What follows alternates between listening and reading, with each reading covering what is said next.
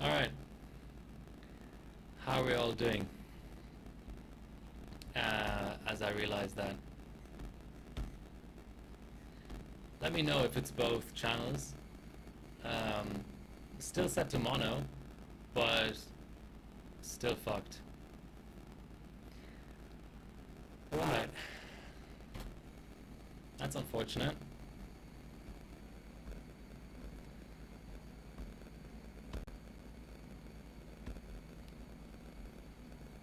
How about now? Sign language, okay. A. I can't do M and M. How can I do an M with my hands?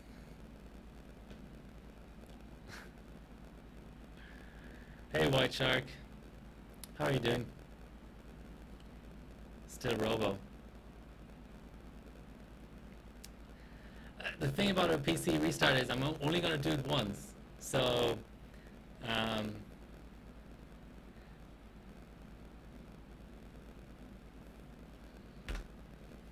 let's get one Cinevent run in, and then I'm open to a PC restart. So I'm hoping that it's not like heat issues, just clocks. So I'm at 3200 memory and 4 gigahertz flat now. There we go. It could be VCore actually. I may have to go a slight bit down on VCore, but so this is around where I crashed last time. Okay, 6000. That's still pretty shit to be honest, but it's a run. Let's put it this way, it's a run.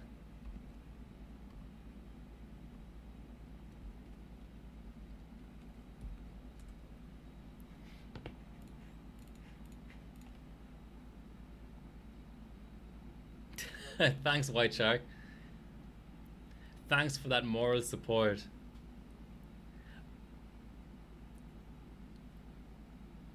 Let's save it anyway. And I need to get my snipping tool. Let's whip out that snipping tool. There we go. Well, rather the screenshotting tool. No Robo. Yeah, that's the other thing. I mean, my motherboard has, with the front USB that I have connected, I have about 8 USB ports, and I think they're divided over 2 or 3 different controllers. So the next thing I could do is just start iterating through the different USB controllers.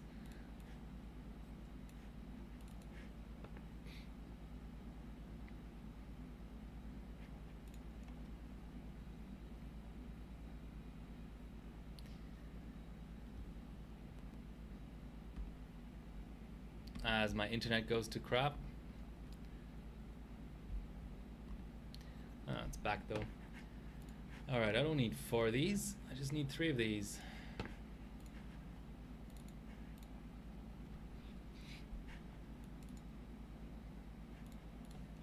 What is it? 6033 CB.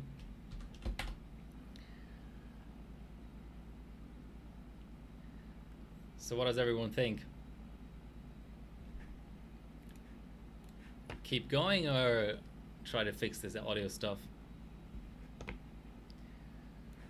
Let's do a real-time run just for comparison's sake. Where was it again?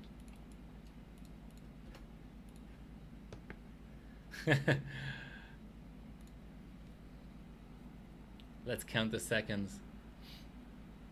Yeah, look, that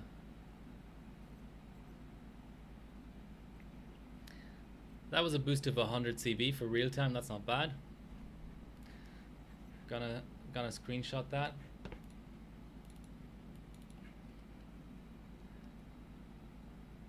I had to basically completely rebuild my streaming PC. So if I had my my mic input on the right one beforehand, I didn't take enough care to to note it down. So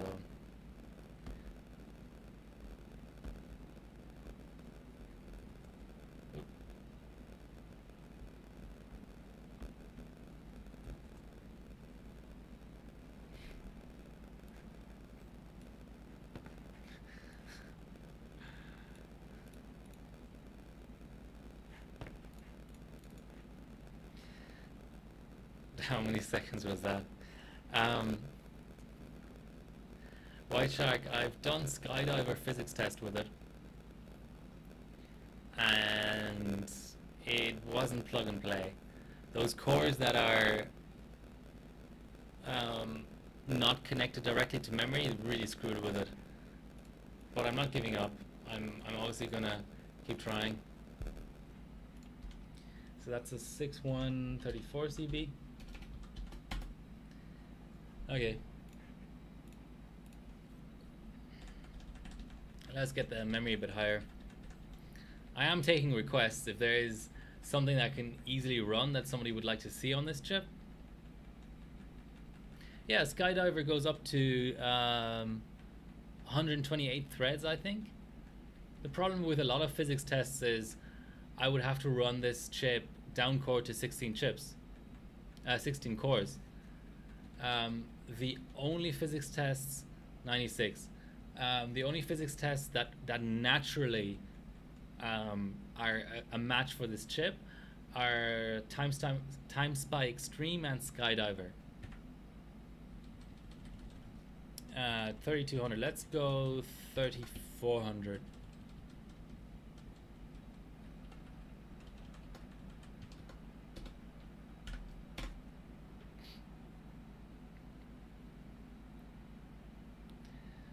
Nah, I highly doubt that I mean, maybe, but isn't it supposed to be sort of like a low-powered mobile rig kind of test? I thought that was the intention. It is DirectX 12, but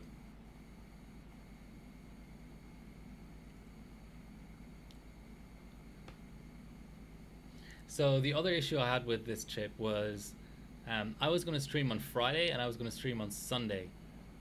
Yeah, but it's got enough threads. Yeah, so, I don't know.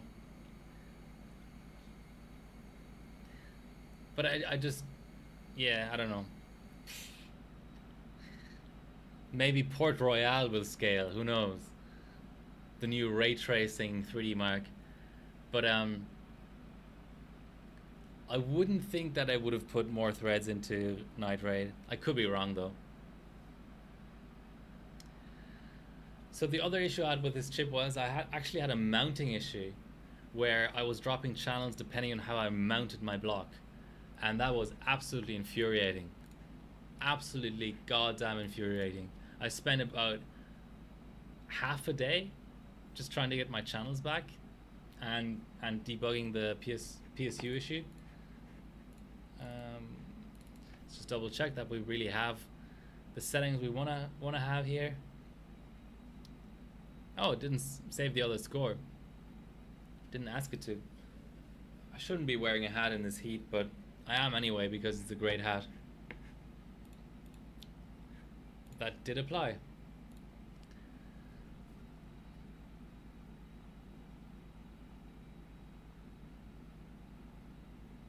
Magic. 6134 as opposed to 6134 with real time on. I don't know why I push it off to the side. It's just a bad habit. Ignore me.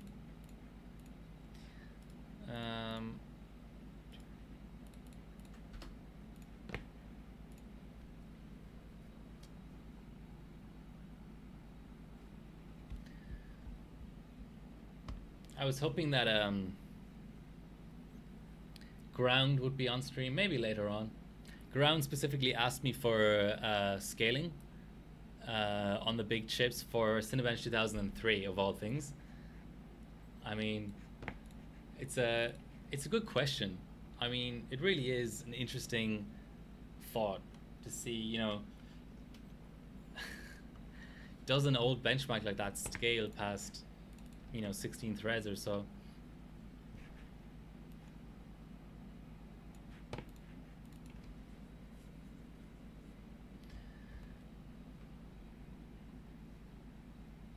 Oh, Neo's here.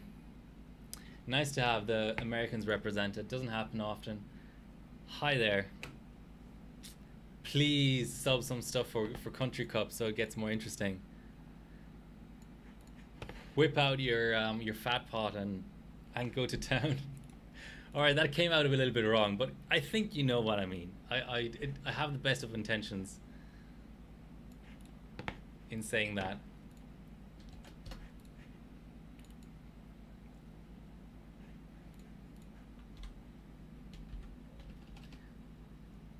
$61.48 Cinebench.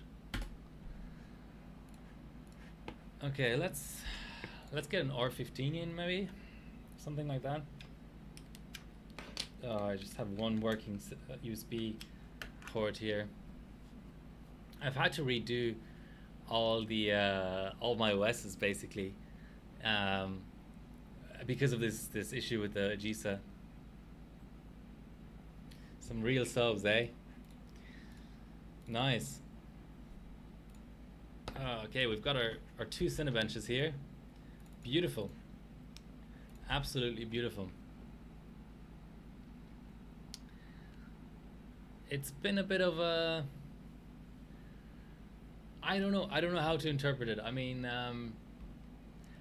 my feeling would be, and please prove me wrong, but my feeling would be that it's not really possible to sandbag the second half of this comp as much as your typical comp, because people have got Christmas and New Year's and stuff. I mean, I suppose what you could do is bench right after the background change and then sub on the 31st of December. But I just don't think it's possible. I mean, in theory, there's like 2 weeks of the first background and 2 weeks of the second background. But if you're gonna skip the first background for sandbagging purposes, there's what, half a week or maybe a week of benching for a comp that needs what, 60 plus subs. I just don't think it's realistic. Come on, man. Maybe I should have installed USB drivers. This is pretty crap.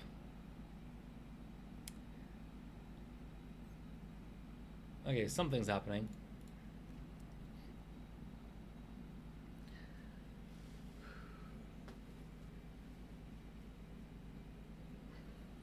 So my chiller is set to 3 degrees, and on your average CPU it would, and with lower ambient temps, it would actually hit about 3 or 4 degrees Celsius, but it's idling at 9. It would be interesting to see whether it has some sort of thermal throttling inside of it as well.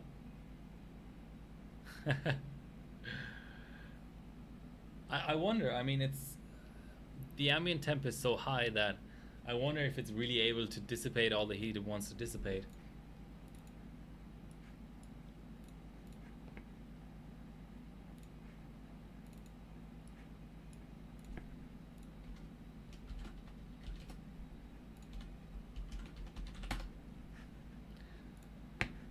Okay, let's do a rerun. I'm curious whether there's any rerun variants on Cinebench 15.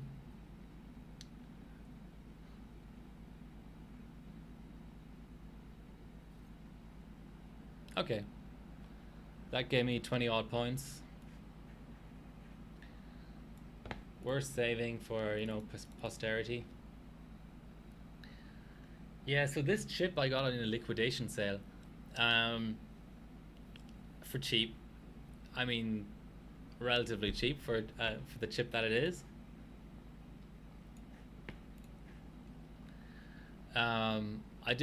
This was not some sort of weird hardware sandbag. I never had any intention of buying one of these. The price was just that good, really. Basically, was what it came down to. I know, I know. Um, so yeah,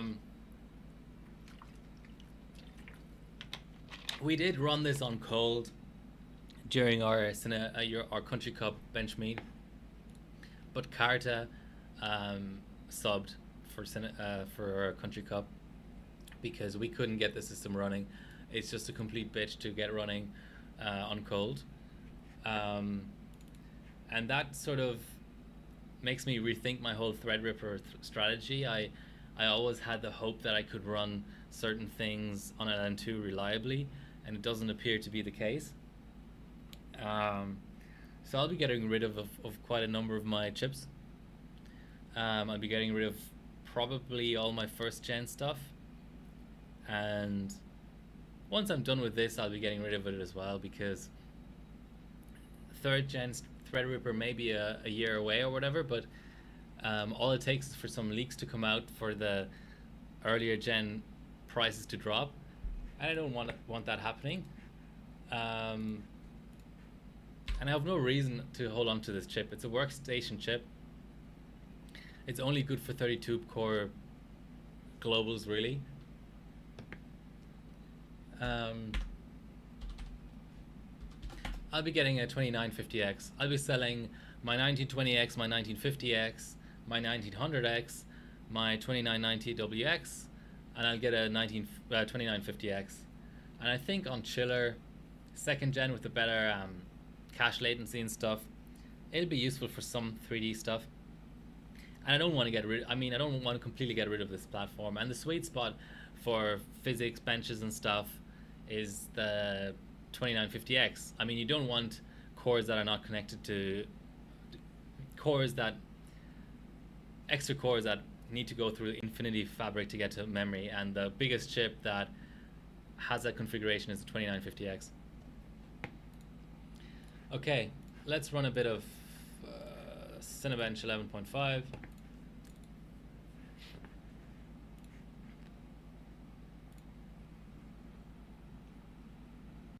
Is that a hang?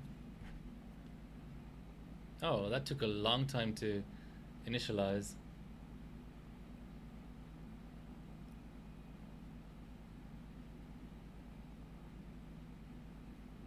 Yeah, something a little bit funky going on there.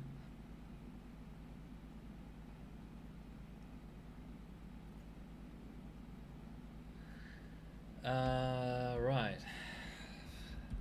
I have no idea whether I've run Cinebench 15 before on this chip, but I have absolutely no idea if that's a good result. I don't think it is. I think it's absolutely horrible. But let's check.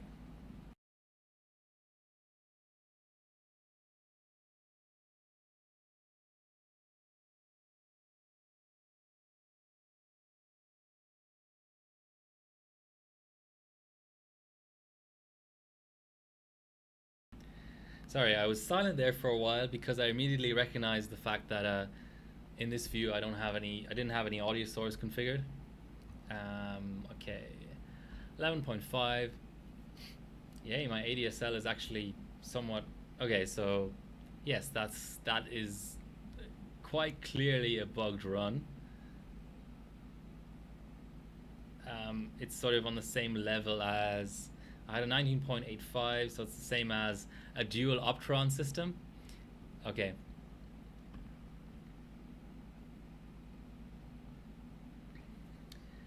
The Gunzi, yes, I do. As far as I'm aware, it's only MSI and Asus boards and not all boards. The Zenith Extreme has it, and I think the Meg Creation has it. And after that, you've got to check board by board. Gigabyte, as far as I'm aware, doesn't have performance bias on AM4 or Threadripper, and ASRock doesn't either. Okay, so that's an absolutely fucking shit result.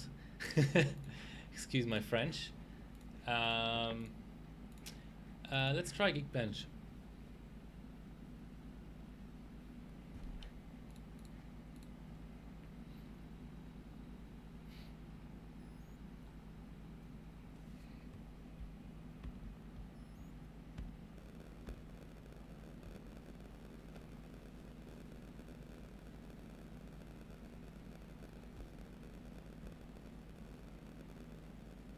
Well, at least the video quality is nice and clear.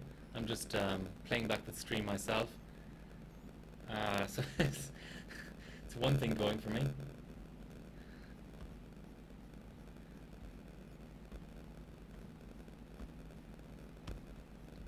Delay seems acceptable as well.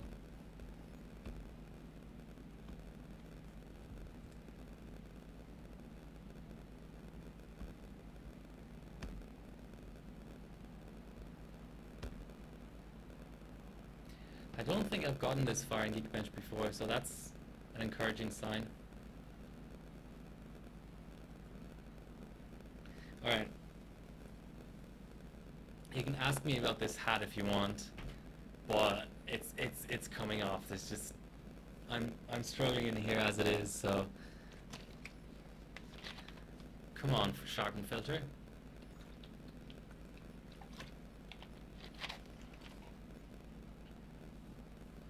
Yeah, this is going to be a pass.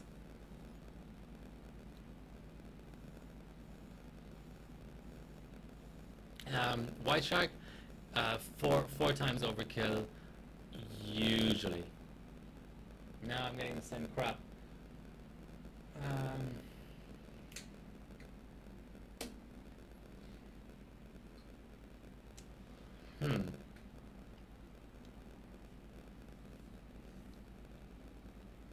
But your mileage may vary. Like overkill becomes harder and harder to get right. The more over you run. So I think Slinky on a quad Xeon system once ran like 6x or 9x overkill. That's the highest I've seen. But it just requires more reruns and more sort of fine tuning and stuff.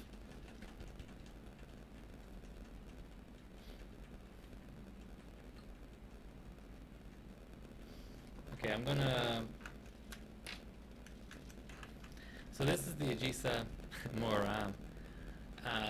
This is the Agisa that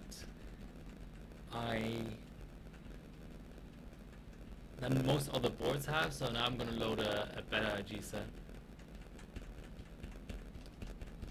just to compare those two benches. Well, that one bench even. Actually, maybe I should.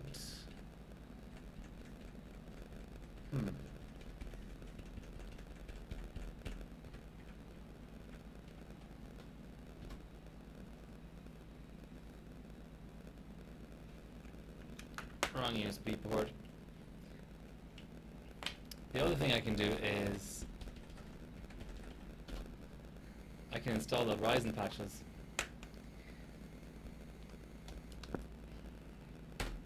Maybe that's what's hurting Cinebench 11.5.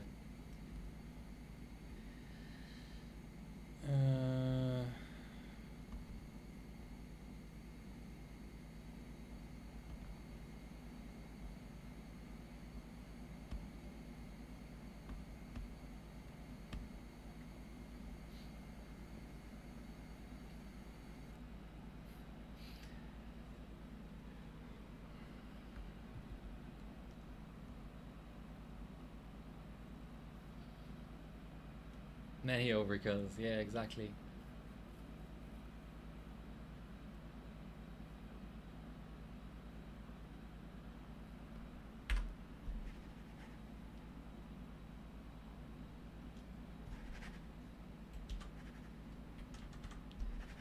And my mouse suddenly isn't being recognized anymore. That's fun.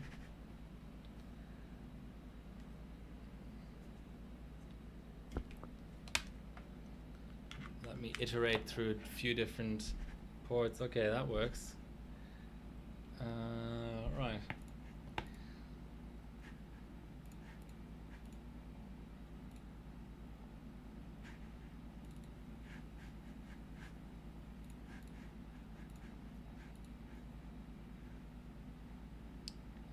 Gonna do a few scaling tests on Cinebench 2003.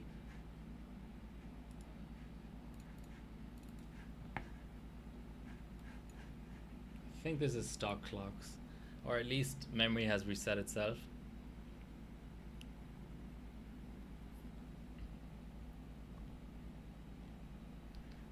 Oh, it's still 4. Alright.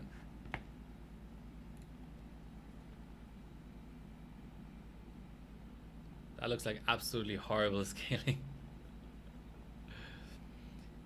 4,300 points.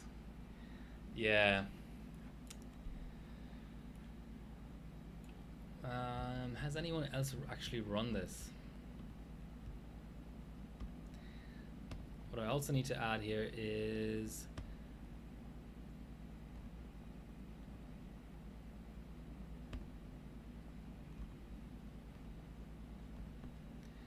my chat box. Oh.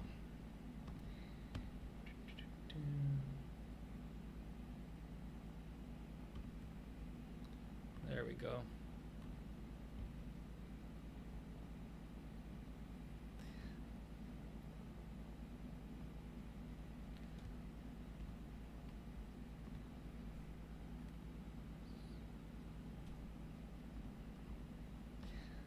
Yes, this is a very big logo. Now not so much anymore. Okay, let's do reruns, because this bench loves reruns.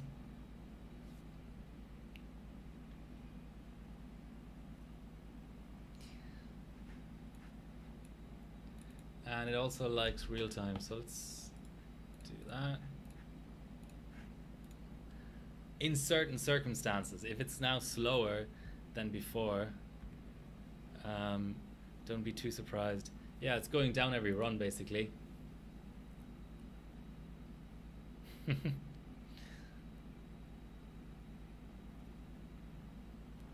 Okay, let's restart it completely.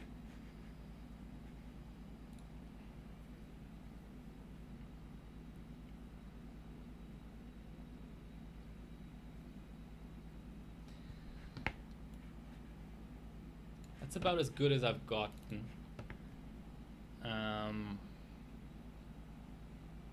I'll save it just to compare to something.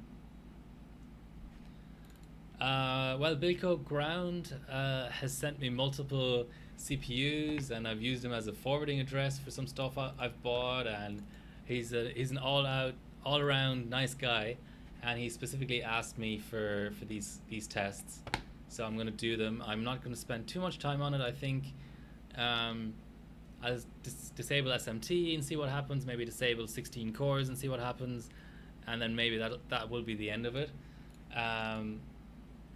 But he asked me whether there was any scaling on Threadripper, and I actually hadn't even run it on the 1950X, so I couldn't tell him at the time whether it scaled up to 32 threads.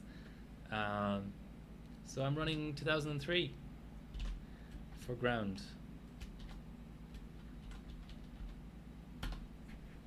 Okay, let's try 32 threads. Let's try with SMT disabled. It doesn't scale? Sure about that?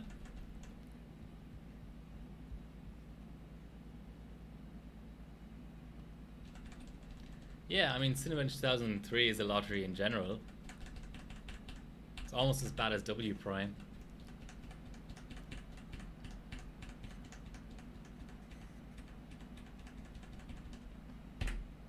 Okay, well, first things first, I'm gonna... Hello. Bias. There you go.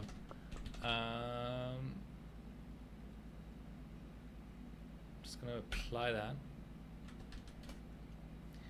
And see the memory scaling. And then after that, see it with SMT off.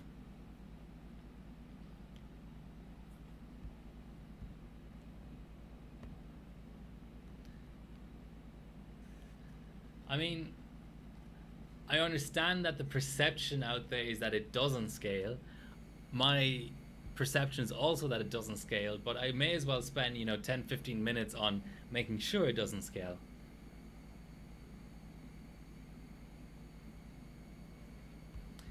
So 32M on a 14 core. Whoever picked that is a massive troll, and they shouldn't be allowed to put together another comp ever again. Okay, so just to put it out there, right? These are the rankings. As you can see, it scales all the way on Intel. Not much. Let's just make sure these people don't have SMT off or something. But there's sizable scaling from 14 core to 16 core, and a little bit from 16 to 18 core. So we've got, ooh, what have we got here? So it's a 5.2 18 core.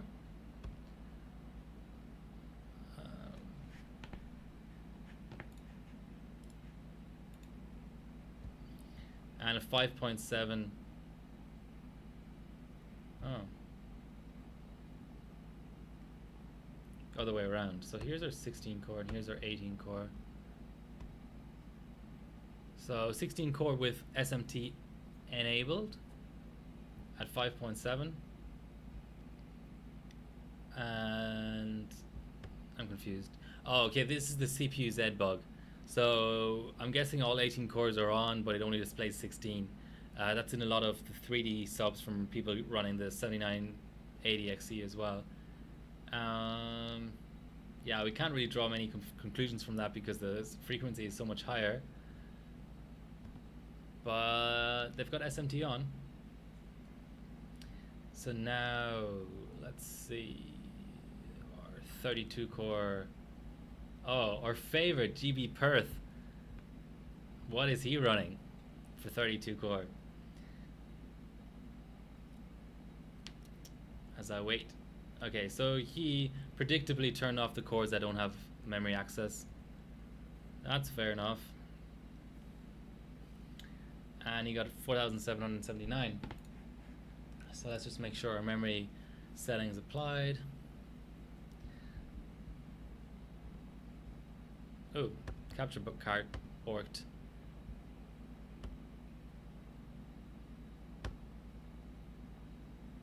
Oof. That almost looked like it wasn't going to come back. I'm glad it did though. Okay, so we have our memory here. Cinebench 1003. Just give it a few quick runs.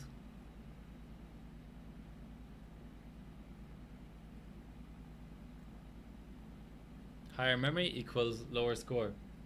Nice. Let's do an off-screen run just for shits and giggles.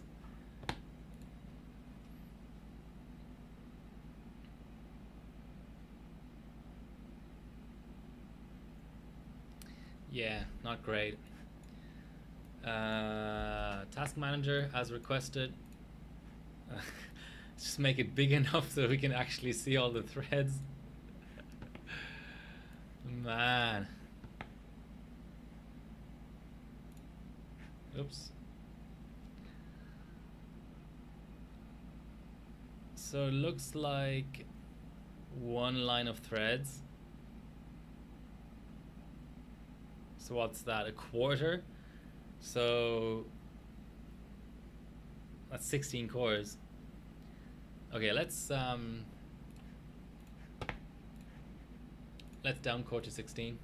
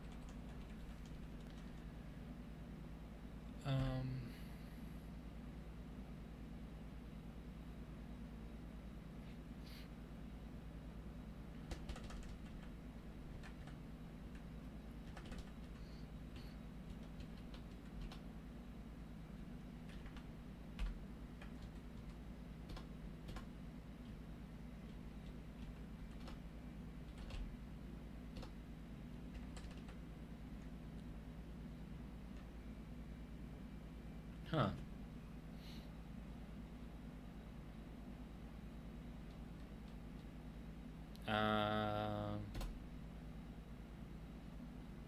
Now I don't remember it being like this. Now I'm curious to see what if I actually get only 4 cores with this setting. If that's the case, then I'll have to use msconfig to downcore. Yes, that looks very wrong. So what I should see here is 4 cores, 8 threads. But let's see if that's actually the case.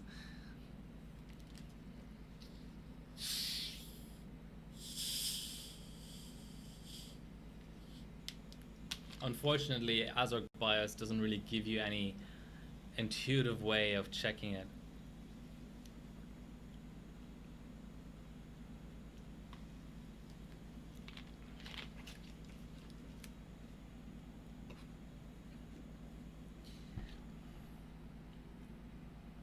By the way, Bilko, can I get a medium version of this T-shirt? This is XL. It's like a tent. I know, very greedy of me to ask for that, but you know, medium or small even. You've run out. Well, there you go. 16 cores, 32 threads. We were all wrong.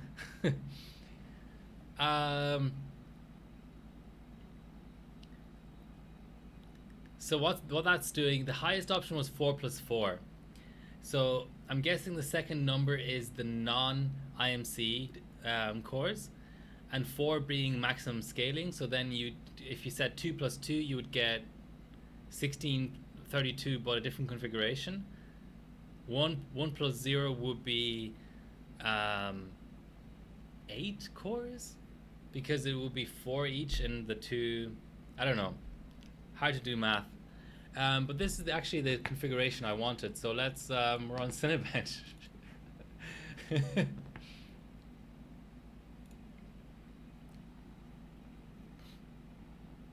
That looks faster. 4,290. Not amazing, I have to say.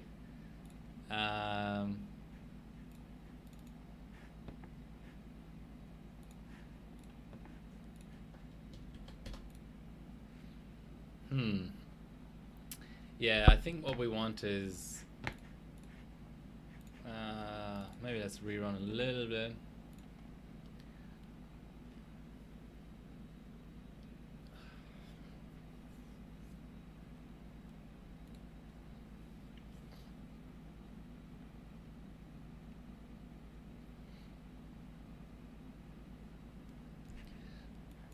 I already had a, well, that's a new personal best at least.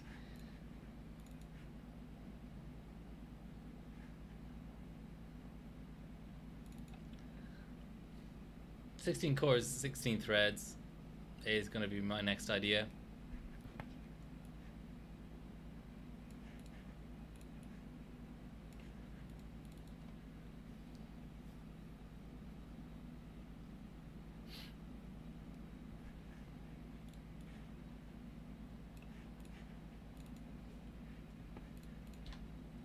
So what was that? 43, 46.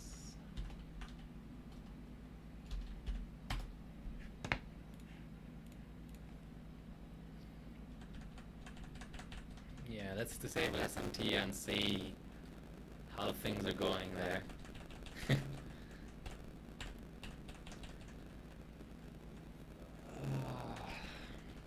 How's winter going in Europe?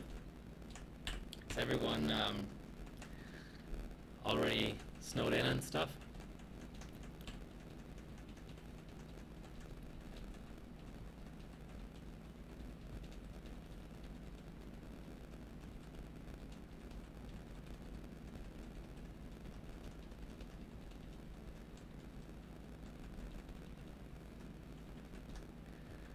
Okay.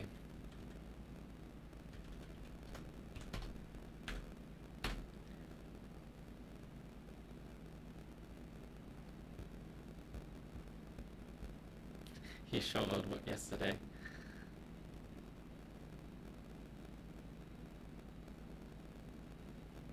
Air cooling. So-called air cooling.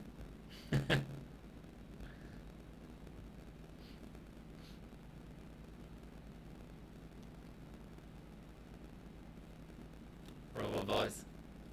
Yeah, not much I can do about it. Apologies.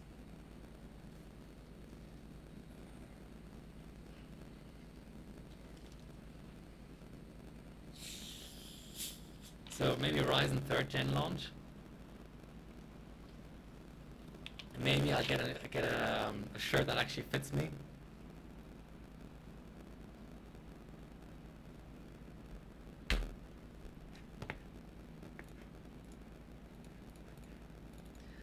Just confirm that we really have 16 cores, 16 threads.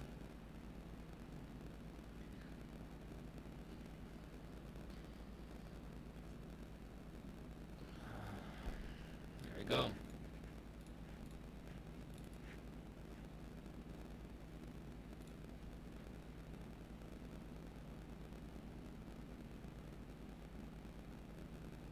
Yeah, okay. So it likes that. Apparently it likes that. That's a new 32 core record. Yes, the 32 core record is at 16 threads. Nice. Talking point. I don't know, guys. This is a controversial topic.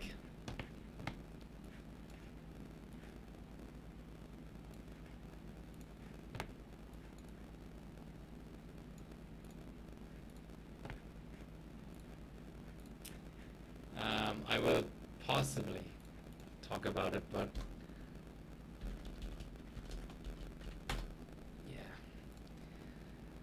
yeah. Let's do a rerun and a real-time run.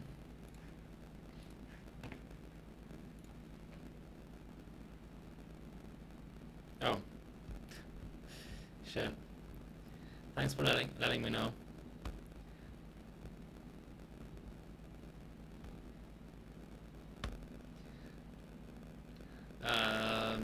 So the result I just got that you weren't able to see was a 4922, and I just did a rerun and it was slower.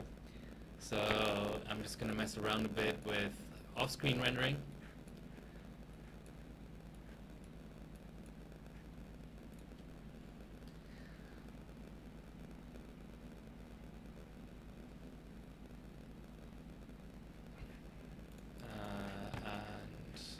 Starting. So that's a global gold, guys. You just witnessed a global gold.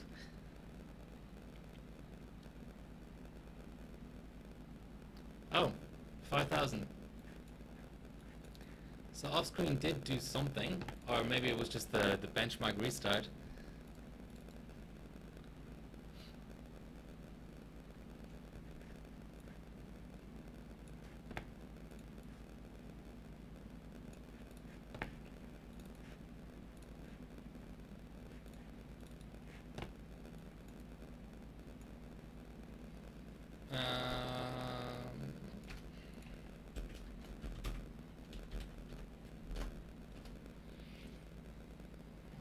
What are we at? 9-degree water.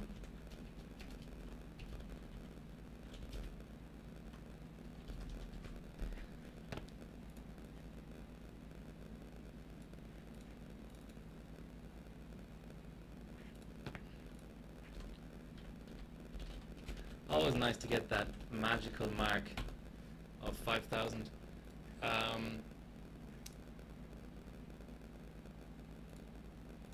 Let me try. Well, first of all, let me try and get another USB stick to mount. Oh, that worked. Okay, that's good. Let me try to install Ryzen Master.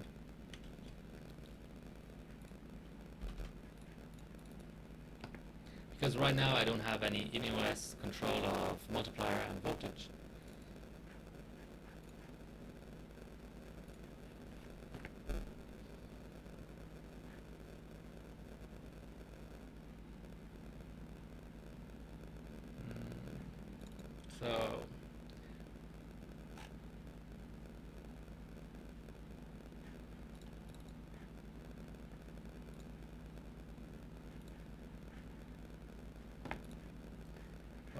slow.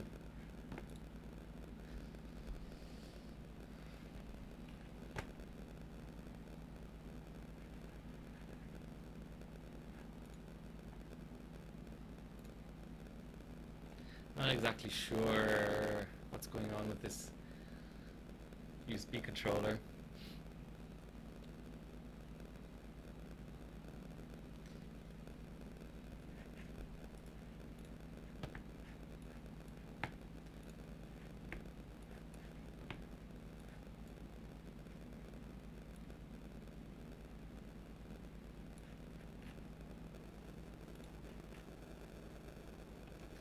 It is showing up as a 3.1, so a little bit weird how it's also slow.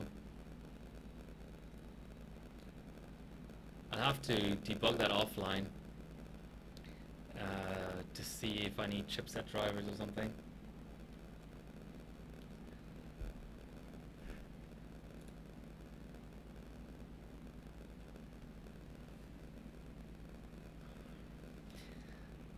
What's everyone else been overclocking these days?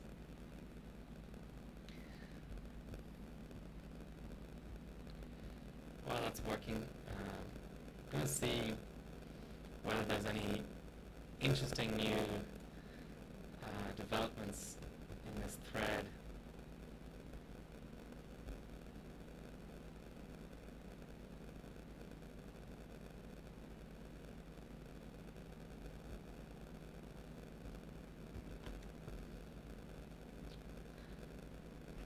Okay, just installing software. Woohoo! Okay, so this is the state of the globals poll right now. I'll just comment on what the results are and what I think of them. Oh, this is 3D stuff. Okay. So people want 3 Mark 11 as a bench. Yes, of course. It scales well. It's got a lot of... Yeah, I don't know what's going on with audio. Sorry about that. 3 Mark 11 scales well. It's got a lot of graphical tests. It's nicely tweakable and stuff. So obviously people want that. People want Vantage and TimeSpy and GPPy 1B almost as much. I have to say the split between the different fire strikes is somewhat unfair because it's clear now that people want a fire strike, but their opinions vary as to which fire strike they want. I don't really mind. I think two presets may be enough for globals. I don't know. Could go either way. I'm not a huge fan of Vantage because it runs like crap on AMD, but also because it's just so long. The graphical tests are so long in it, and it's so heavy on the GPU. Very surprised at the low result for 03. I'm actually gonna just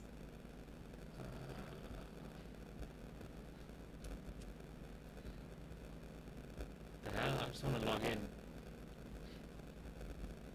I'm gonna switch screens for obvious reasons.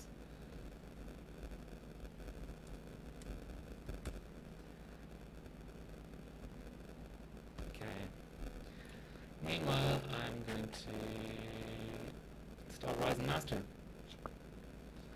which of course is on a different USB stick. I wouldn't have it any other way. Okay, has it logged me in the Form software as well?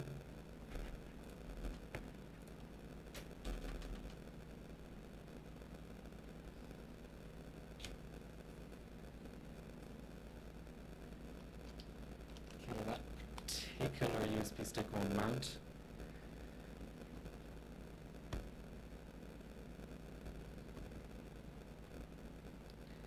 Okay, so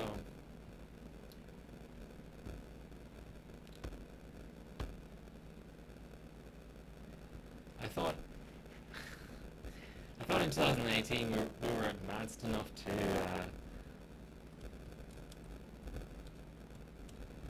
have the forms be integrated with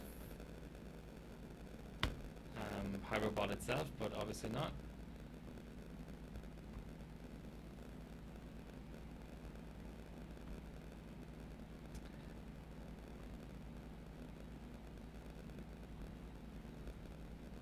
So, alright. I'm gonna vote live on stream. I haven't even made up my mind. The technology just isn't there. Yeah, I completely agree. So, in my opinion, 11 Advantage, I don't really see a big difference between them. So, if the object of this exercise is to get rid of complexity in the ranking, which I sort of disagree with as a premise, but if the object is to reduce the number of benchmarks that get global points, I'm going to be a little bit controversial and pick only 11 out of Vantage and 11. 01 is a tough one because it's the top result in 01 is cheated at the moment, and apparently we don't have moderation to take care of that. Yes, I know my mic is bad. So it's a tough one. I mean, do I vote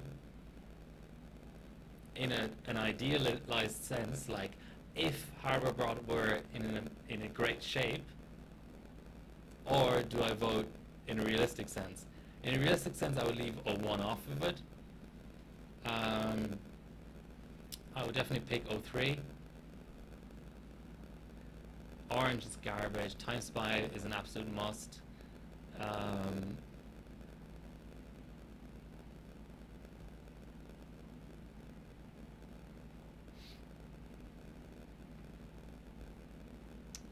06 is a much better bench than 05.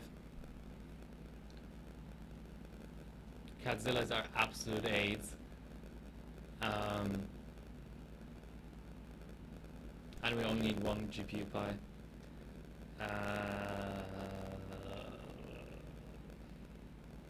32B.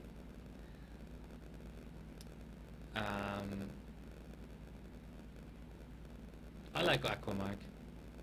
I don't know why people think that it's cheatable or a lottery or something. I think that's bullshit. And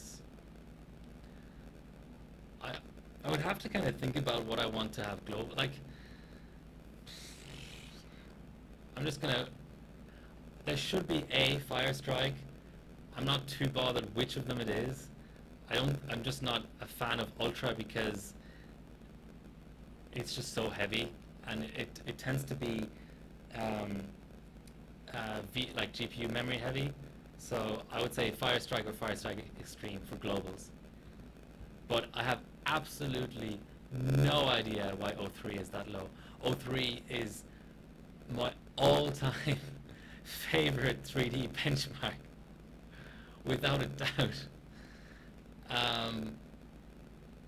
It's just got everything in it. It's got GPU scaling, it's got CPU scaling, it's got on-core scaling, it's got memory scaling, it's got great-looking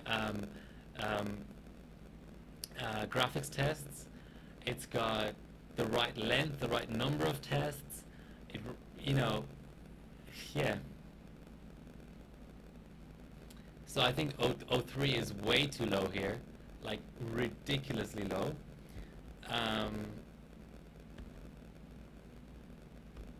Yeah, are there any other surprises? I'm not surprised that people like Fire Strike. I'm not surprised that people like Time Spy because it's a DirectX 12 benchmark, so we obviously need that to be represented. What the hell is wrong with this USB stick? Well, what I'm going to do is transfer it onto the USB stick that does get recognized.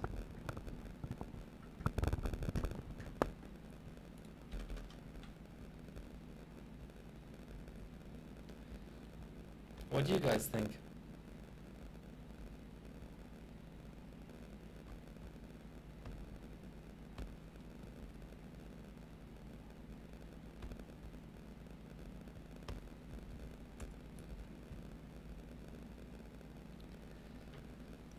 VR Mac Orange is a joke. Time Spy, you mean, or O3?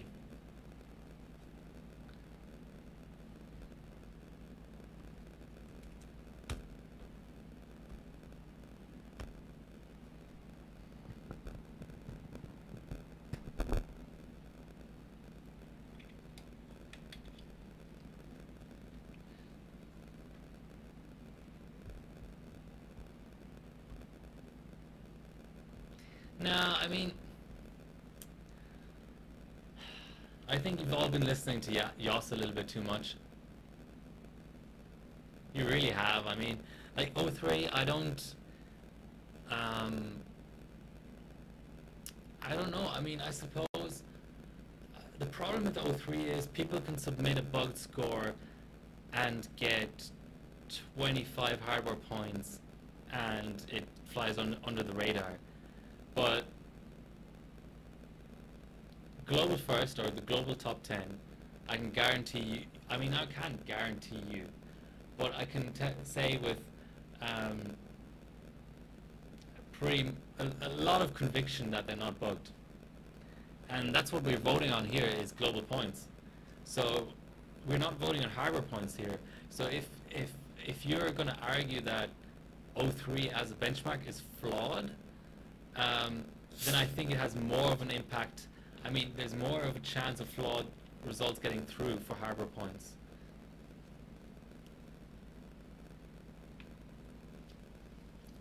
So you think the wrapper is needed just for this bugging of scores? I don't know. I mean, what worries me about these results is that except for the two benches that were just added there, Aquamark is the lowest. And I mean, I hope that one of you guys can fill me in, because I don't see Aquamark as a bench that is as benched as people as bugged as people make it out to be.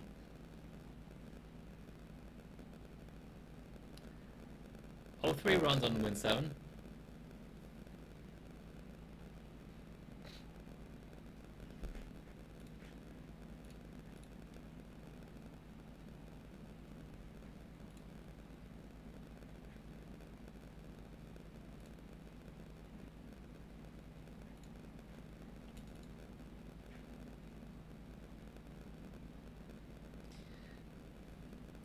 I don't know. I mean,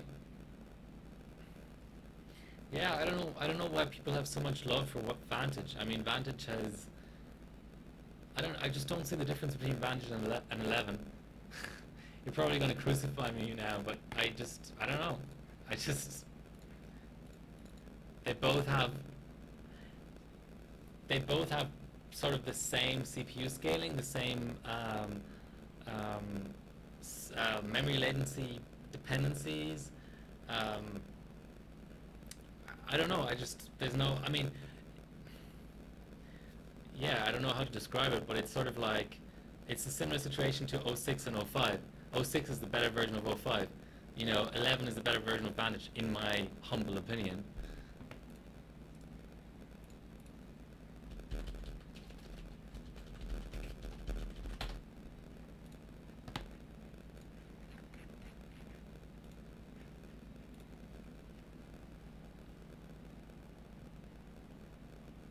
Are you sure about that?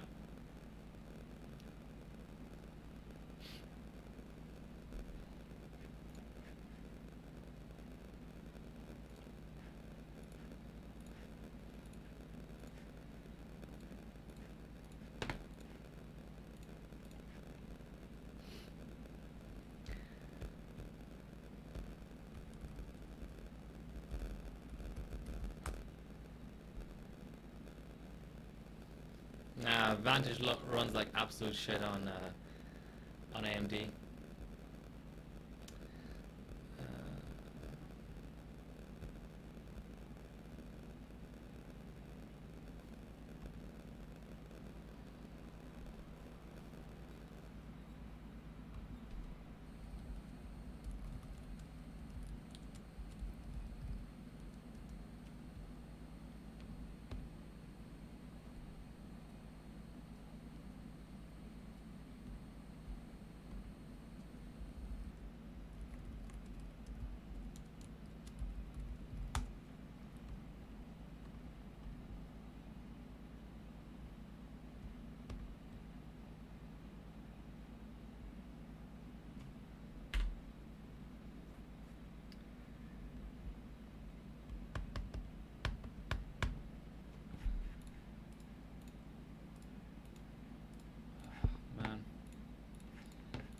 Okay, let's see if Ryzen Master's gonna launch. Nope.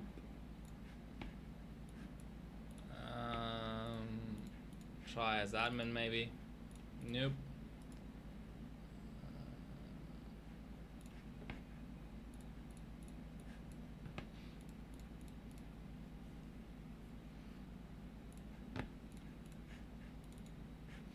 Okay, fuck that then.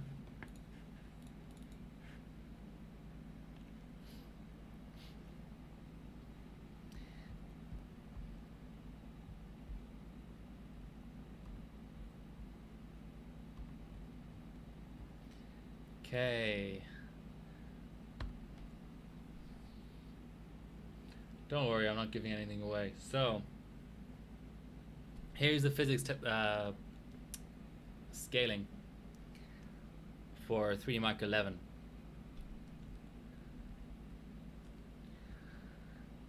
From 10 to, well, it's tricky because it's different core clocks, but all out 6950X versus all out 7890X E is 6,000 points more, so it's 20% scaling. I don't actually know what these numbers are, so I'm gonna just look at them live here. So let's say like between 10 and 20%, the extra 8 cores. As this, where's my Vantage?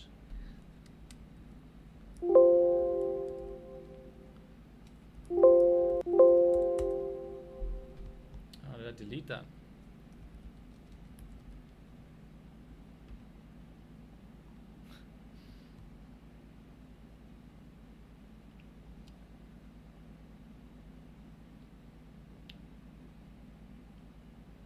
Where is our 6950X? 94,000. So an extra 40,000. Yeah, so it scales like 50% with cores. But I mean, it's not an apples to apples comparison, but I mean both of them scale, so you know, just different degrees. Hopefully I didn't bore everybody with physics numbers there, but you know. All right, what are we doing? So Ryzen Master wouldn't install. Let's go back to BIOS overclocking then.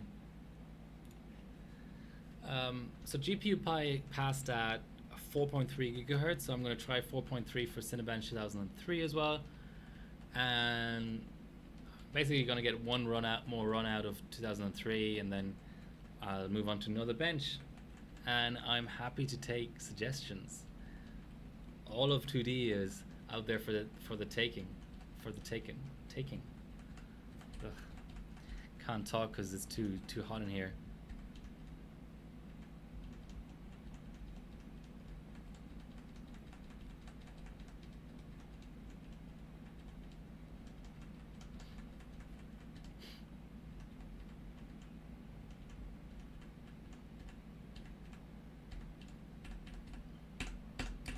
Hello, board. Please do something.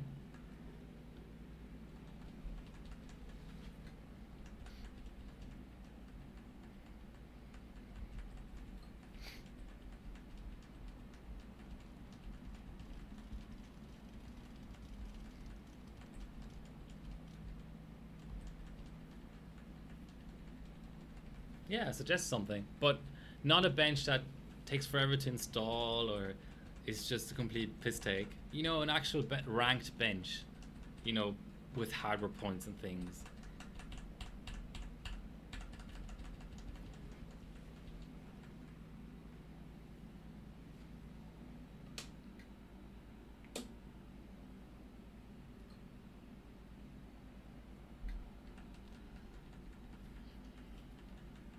Yeah, I can do W prime.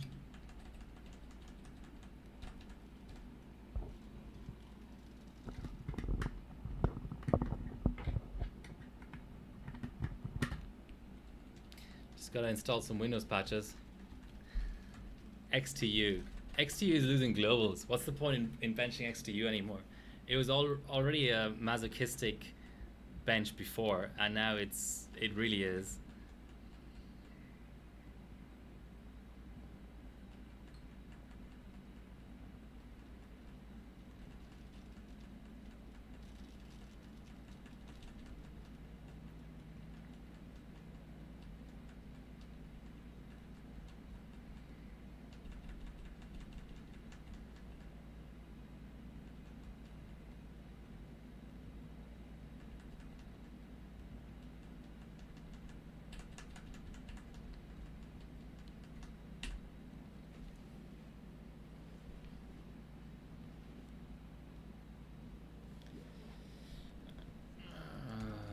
I've got to find my Ryzen patches again. Goody.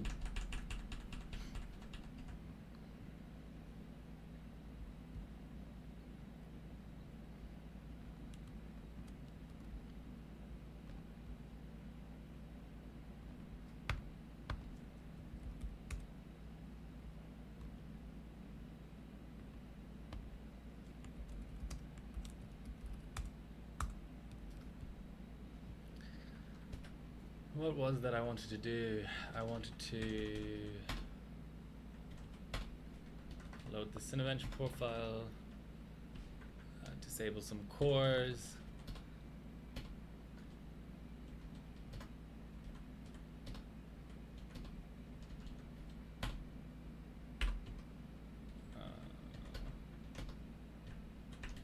And go for 4.3. Alright, let's go for 4,200.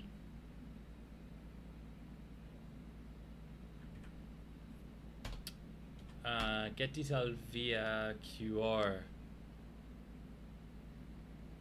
Where did you see that?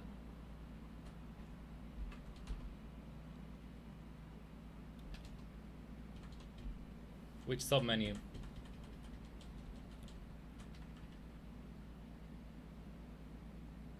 Oh, okay.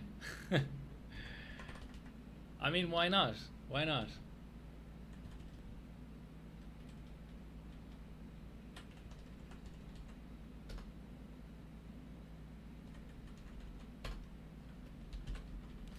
Can't believe I'm actually making a Cinebench 2003 profile, but there you go.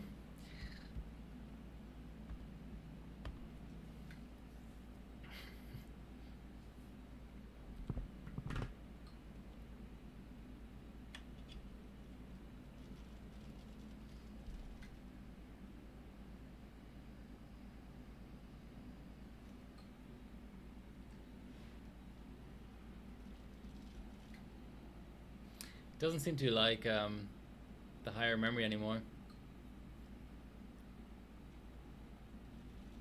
Or maybe it's just a really slow boost post.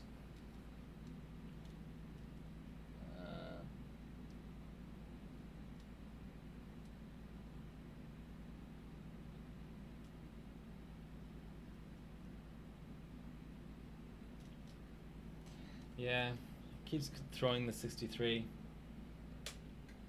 when I apply memory.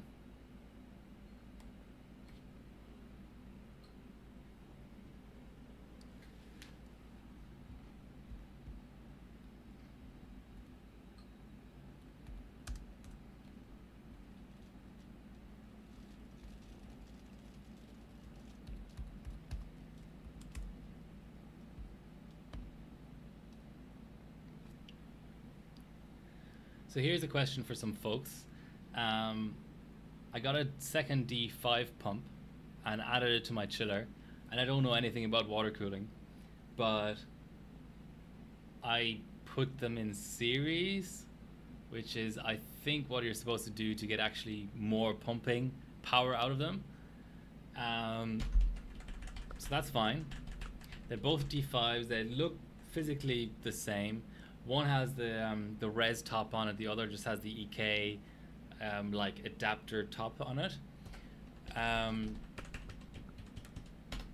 They're both running off 12 volts.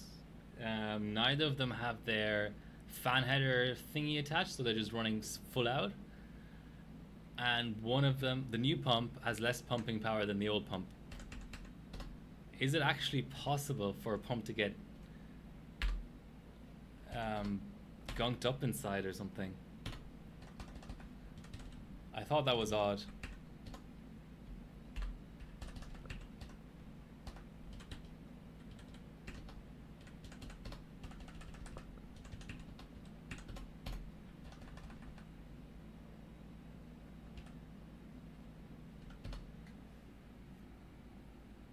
It's an ASRock thing.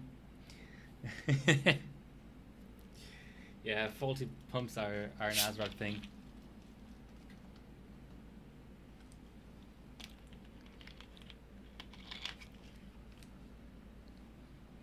For some reason, delay seems to be worse than it usually is. I'm just gonna look at my dashboard to see if somehow the low latency mode reset itself or something.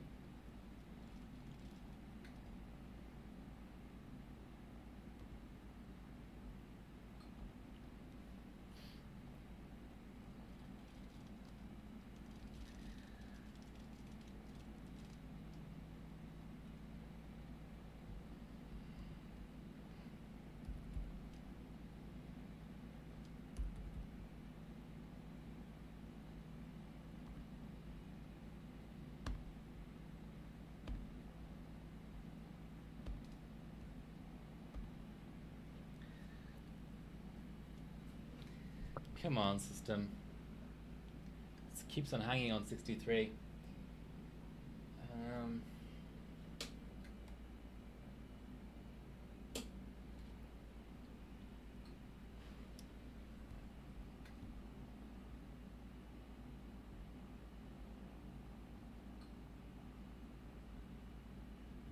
No, that seems to be all good.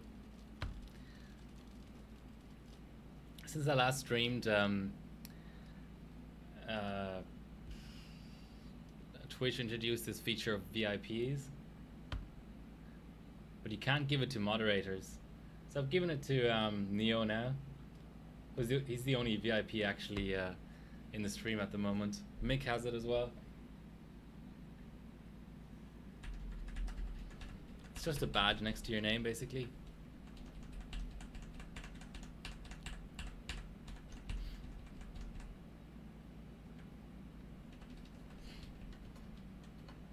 Not that one. This is in a bench profile.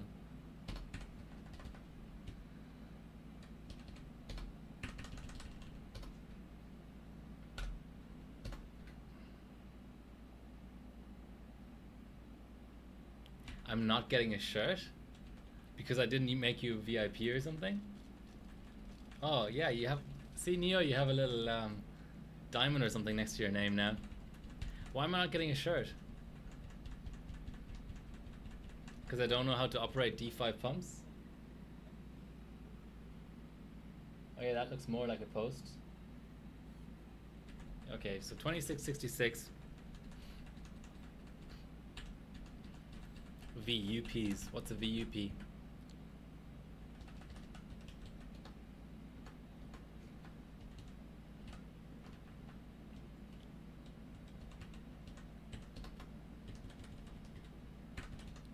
Okay, what else can we try? 2933 maybe?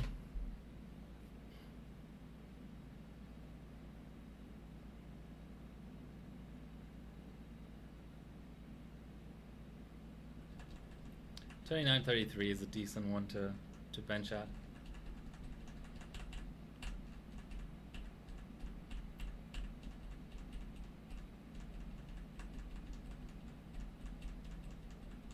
Very unimportant person. So do you bench yourself, Dagunzi? Do you submit on Harbobot? Fucking hell. How come I can't train memory anymore?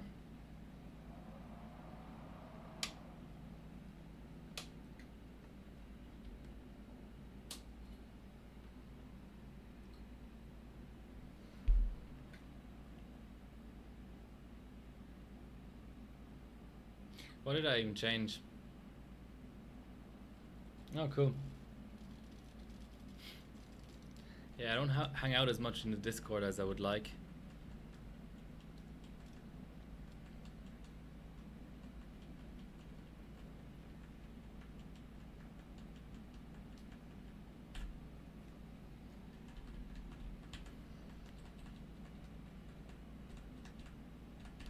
So what kind of system do you run? Which platform?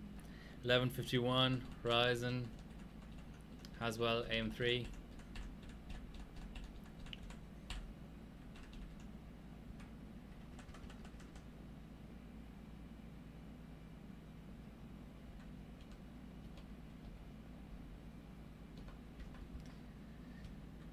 So let's see. What is it that we're screwing up here?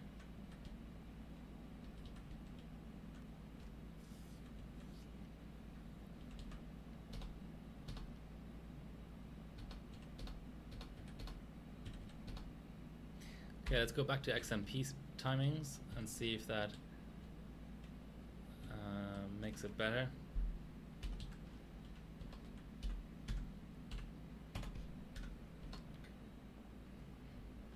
I did still have the Tide X265 timings in there, which shouldn't be a problem for these sticks, but maybe the board.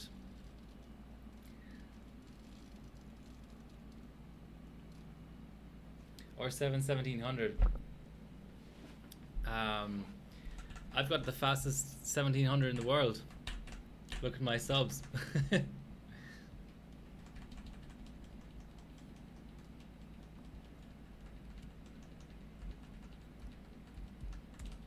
Right here. Okay, so it was just the tie timings. That's fine. That's, you know, just like whatever.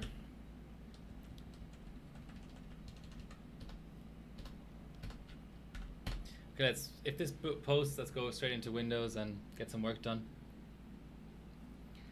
Yeah, my 1700 did 5.4 gigahertz on LN2, I think, for multi-core benches, as far as I can remember.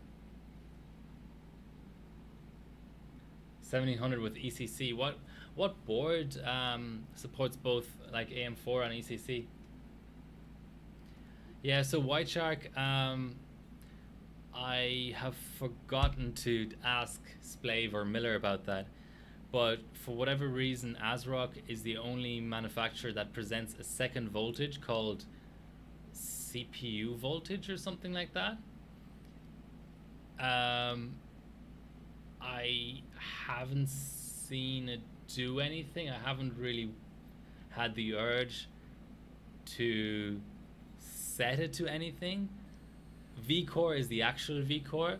The CPU voltage I just leave on default. I know Miller for LN2 ups this voltage a little bit, but it doesn't correspond with any voltage that's exposed by any other Threadripper motherboard manufacturer. So it may just literally do nothing. Who knows?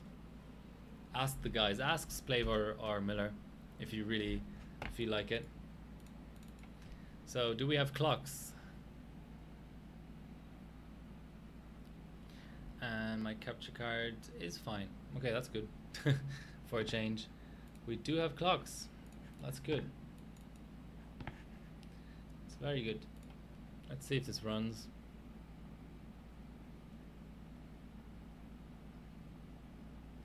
$5,094. That's worth saving.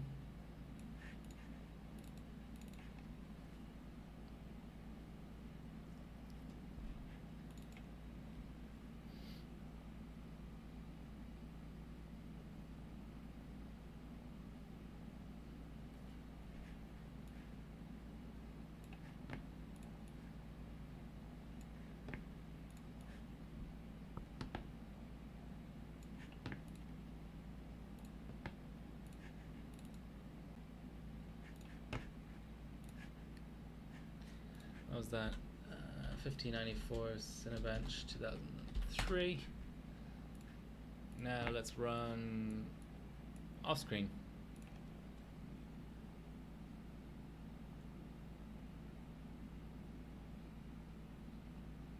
Slightly lower.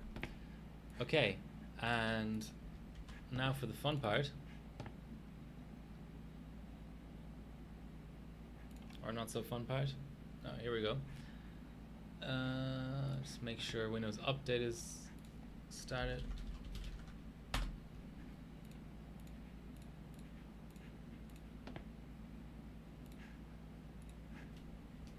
Actually, what's my maximum set to?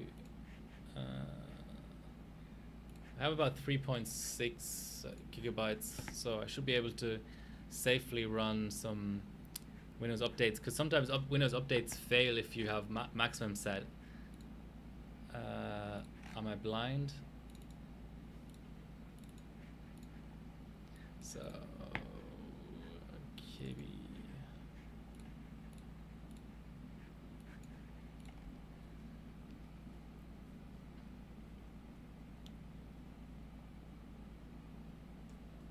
So what made you want to run ECC memory for benching? Just curious.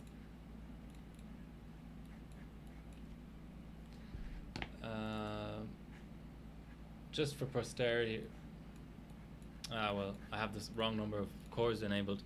But the way you know whether your Windows 7 is Ryzen patched or not is you go into Cinebench, and if it shows SMT threads as actual cores, it's not batched. So if, in my case, it showed 64 cores and 64 threads. After the patches, it'll show 32 cores and 64 threads.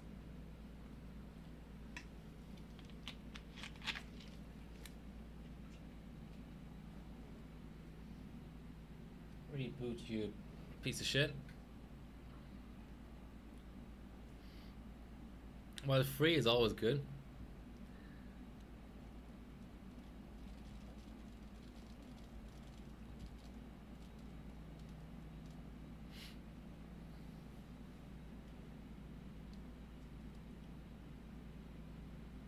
That looks like a post.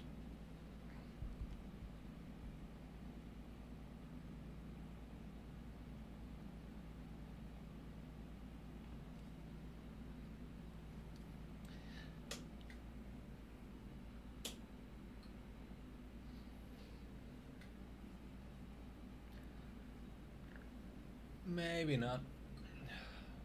Training memory on this thing is just not great.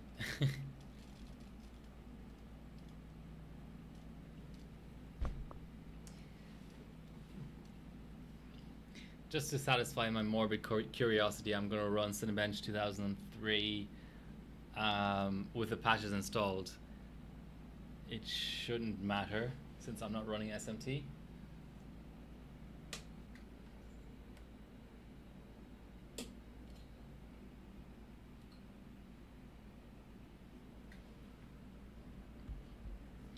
I was also going to come back for Cinebench 11.5 and maybe a post-patch Cinebench 15 run, which should be faster. It has been in the past on the AM4 platform, but yeah, not guaranteed.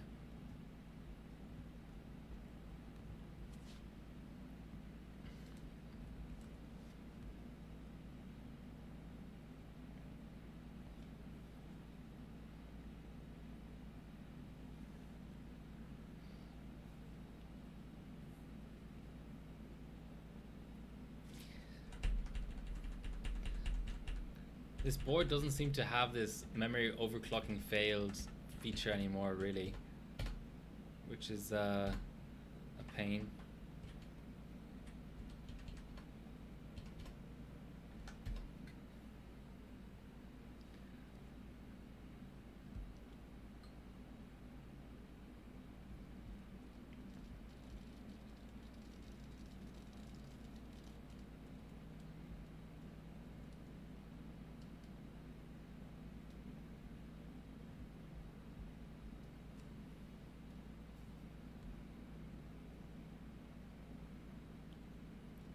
This is actually kind of cool. 2 Aussies, 2 Germans. Well, persons located in those countries. You're not necessarily from there, but two Australian-based users, 2 Germans, 1 Finn, 1 Thai person, 1 Danish person, and 1 US person. which is less than the number of people who are viewing. I don't think that app necessarily always captures everyone.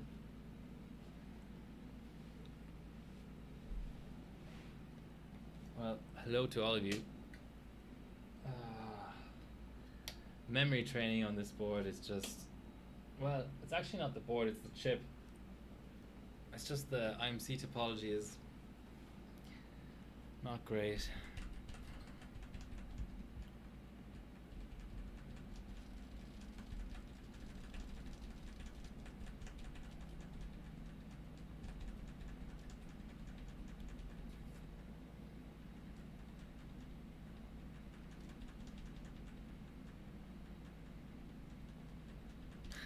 Three German viewers.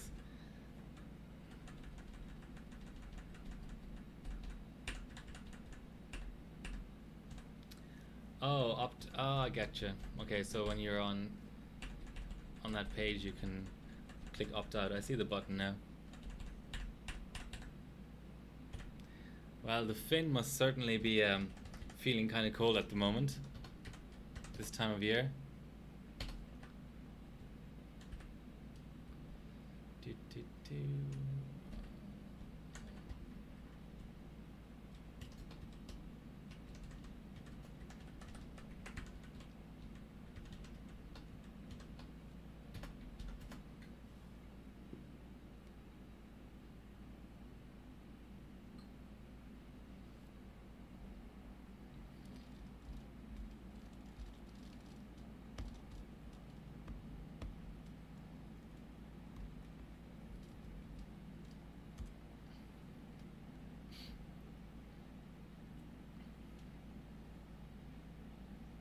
Yeah, it looks like more of a post.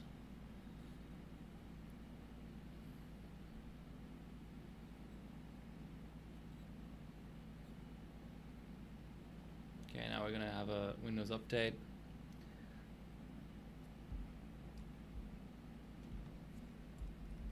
Potentially, supposedly, allegedly.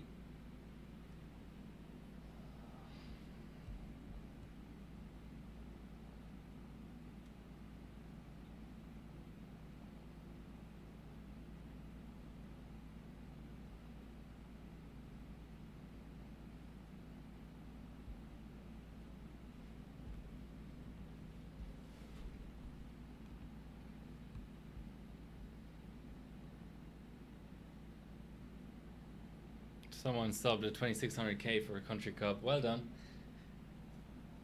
Participation is what matters.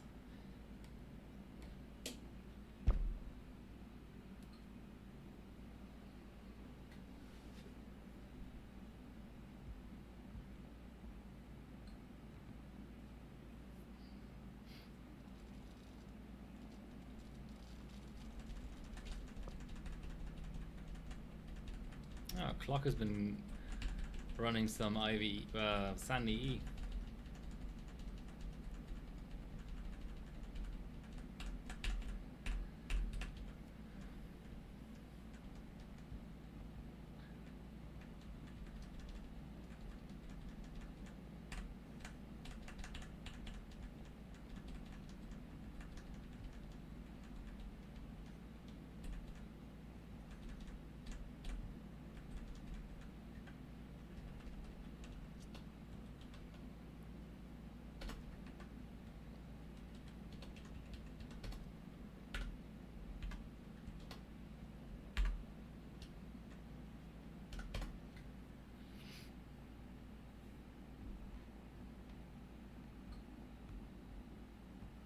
System's still not posting at the moment.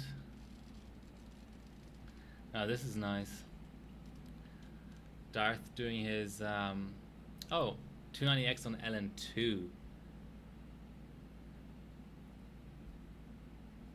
52 hardware points is pretty nice. No screenshot though is okay.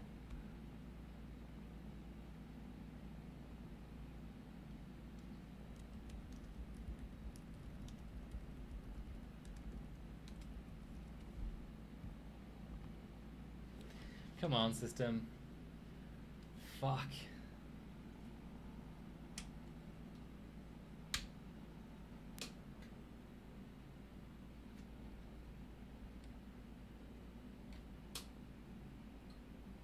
All right, I'm going to complete the installation of updates first, and then I'm just going to go straight onto W Prime, and maybe a little bit of the other two Cinebenches.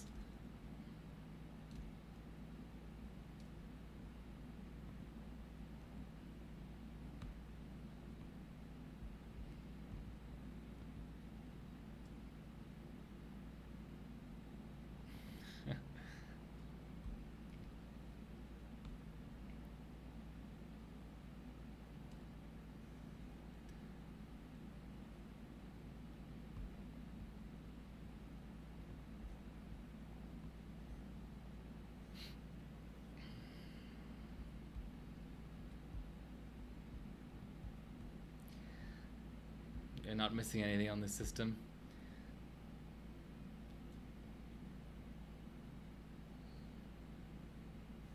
$27.62. We have a post.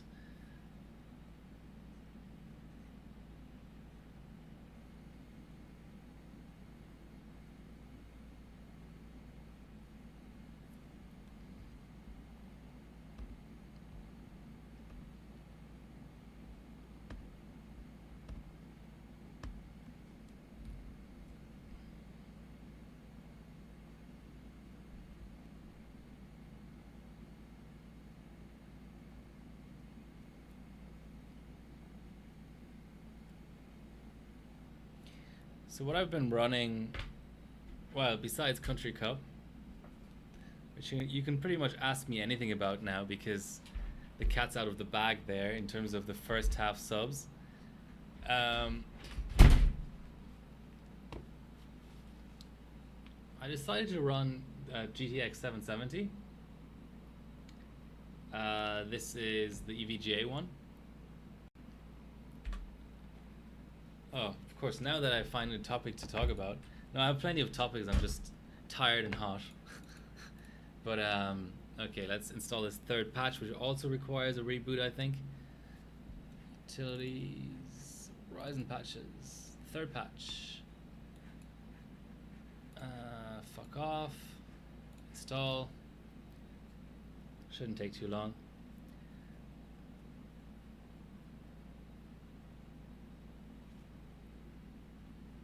So I've put these universal blocks onto this universal block onto my GTX 770.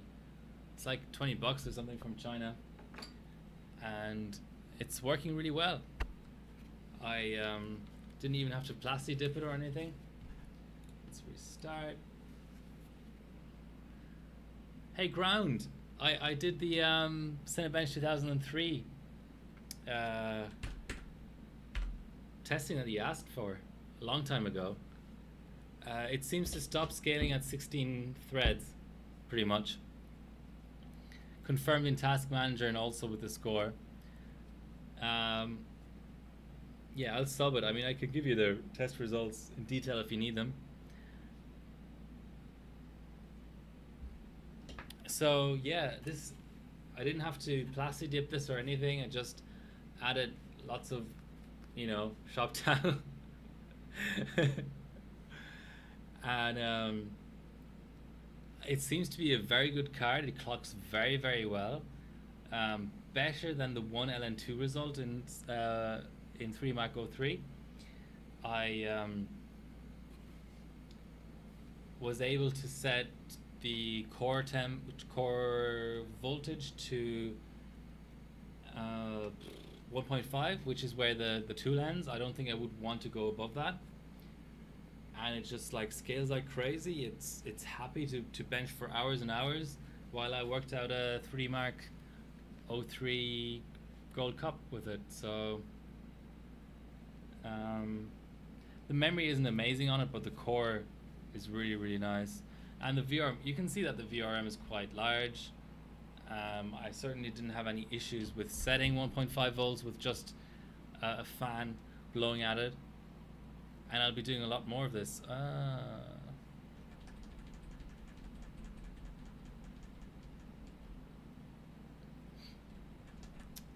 So, issues with the AMD Ryzen Master driver.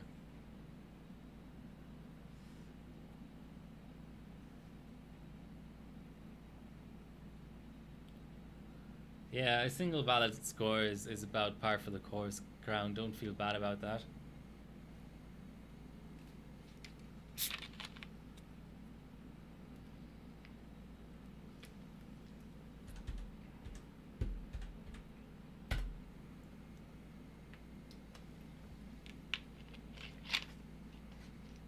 Never seen the card before? Or the rise? Sorry, you mean the Ryzen Master blue screen? Let's give it another try. Who knows? Maybe this time it's okay. I'll just, as soon as I get into like safe mode or whatever, I'll just uninstall Ryzen Master because it's not fucking working anyway. Yeah, weird as fuck. So who was at the bench meet ground? I mean, if you want to say, if you don't want to, that's fine. But just curious, like who?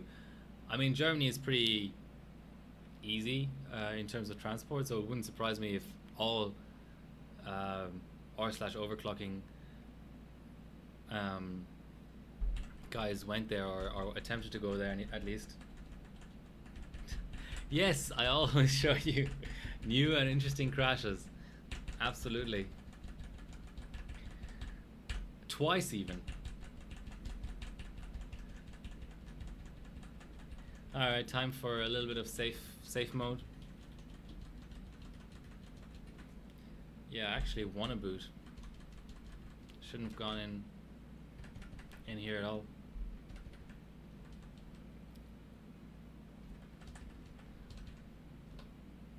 I may just load a profile and gimp it, because maybe there was something about, I don't know, vCore not being set correctly or something. Let's try that actually.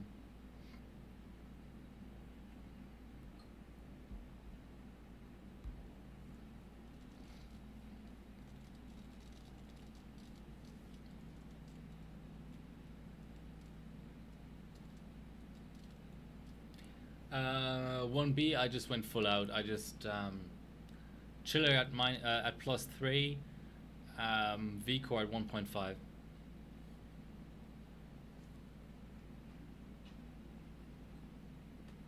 I don't see any negative scaling with vCore.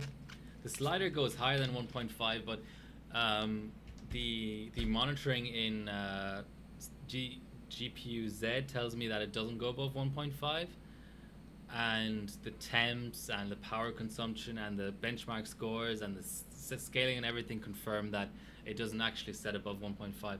I would have been tempted to maybe set up to like 1.55 or something, but I'm fine with it ending at 1.5 since it is a good card. I don't really want to degrade it or anything. I thought that was going to boot.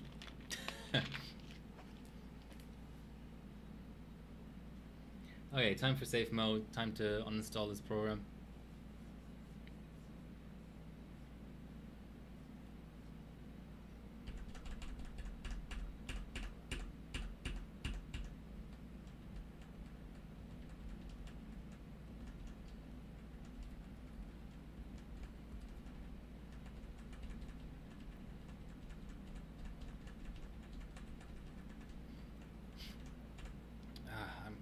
I'm pressing delete again. I don't know why.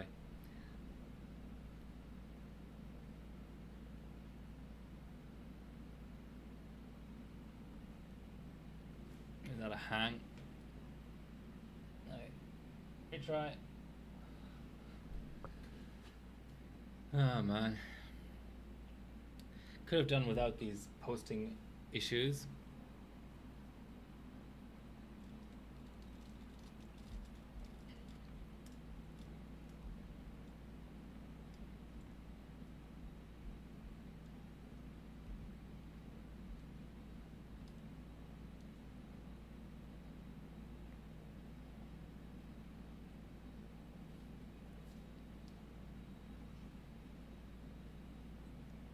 There's the alien.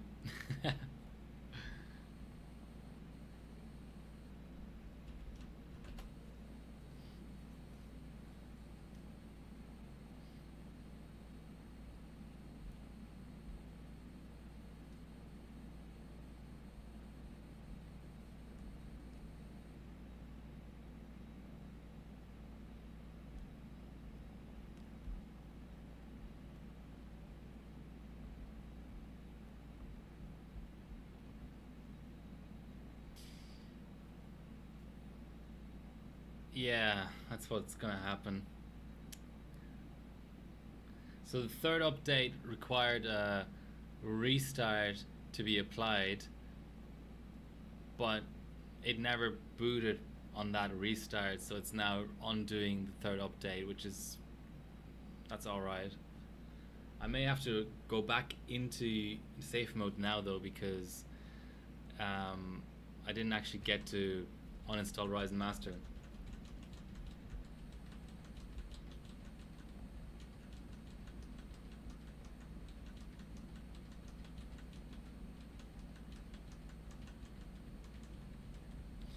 So we've got two VIPs in the stream now because Ground is one as well. Is this gonna go well? Oh.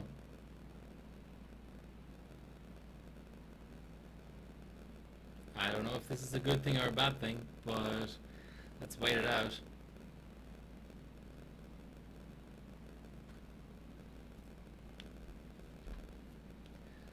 Okay, regular mode.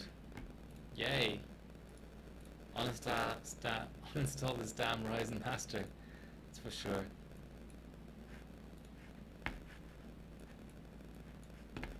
Hello? Such great AMD software we're dealing with here.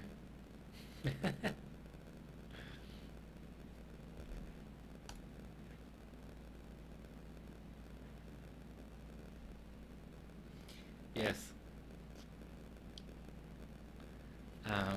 It really seems to be related to what position I'm in front of the microphone, pretty much, and the volume level and all kinds of things.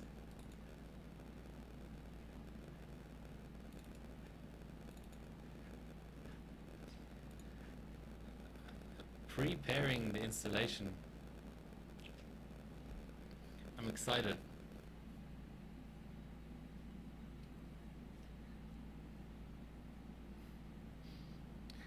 Look, at least it gives people something to talk about, you know? If I didn't have Robo Voice and my system didn't keep on crashing, this stream would be boring. I mean, probably still is anyway, but, you know, even more boring.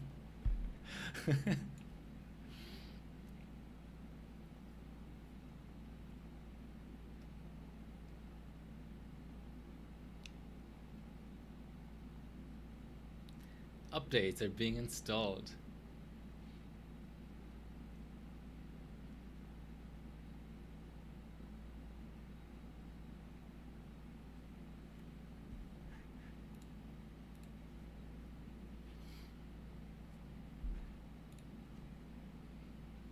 Okay, so one reboot to make sure that the update actually installed completely, then another reboot to re-enable cores and clock up a bit, then W prime.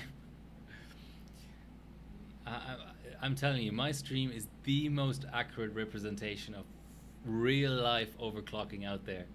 It doesn't get more genuine than this. Fucking around for hours on end and then maybe one or two scores at the end. That's real overclocking. Now, if you watch Joe Stepanzi,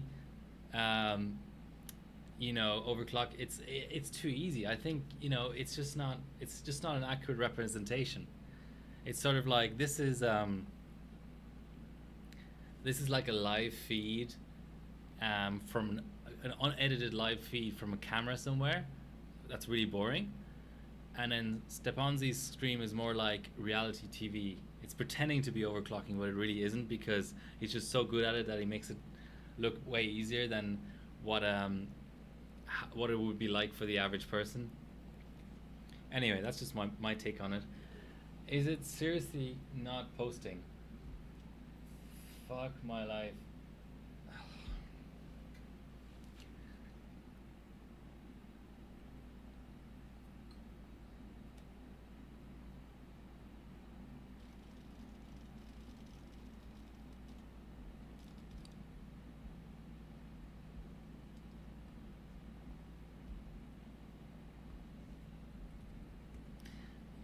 You think some old platforms are faster in terms of performance or in terms of getting them dialed in?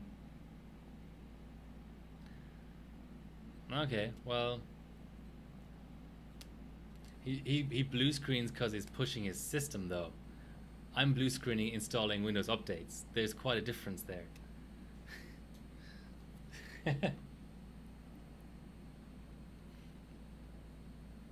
Come on, Windows, you can do it.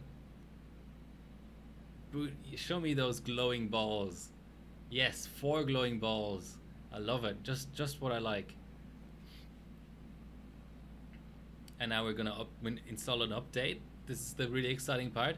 Wow, we're already 72% through, 80% through. This is amazing. Um, yeah. So now we re-enable cores.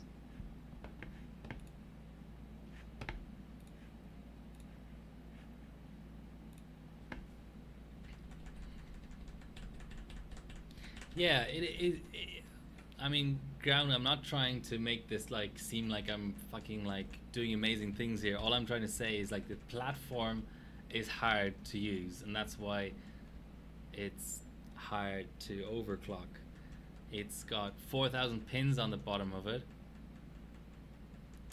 This is normal for me. Yeah, yeah. This is how, this is how I bench. Um, it's hard to mount the damn thing. It's hard to get an OS installed. It's hard to get it dialed in. It's I'm running on not enough power basically, which may be contributing to my issues here. The ambient temps and ambient humidity are absolutely fucked at the moment.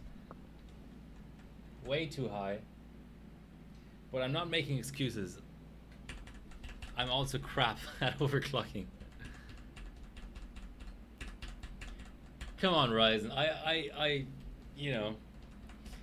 sometimes I get a sleepy crosshair, but when things are running well, I know what I'm doing with Ryzen. Sometimes.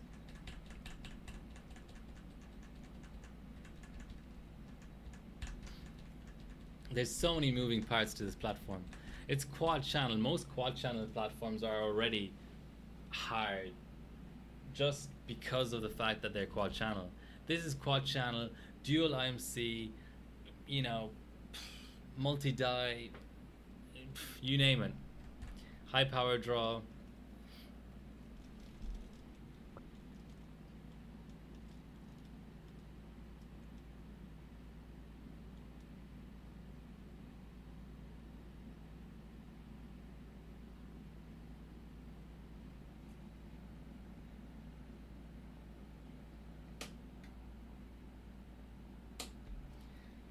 Yeah, 8 hours for 3D really isn't that bad. I mean,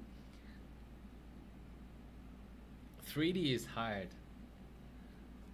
Like, I can do 8 hours running just one graphics test with CPU on air, with just the GPU, just working out LOD and memory and OS.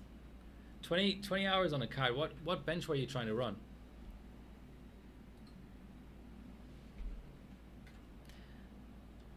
Yeah, that's okay, but I mean, were you LN2ing it or dicing it?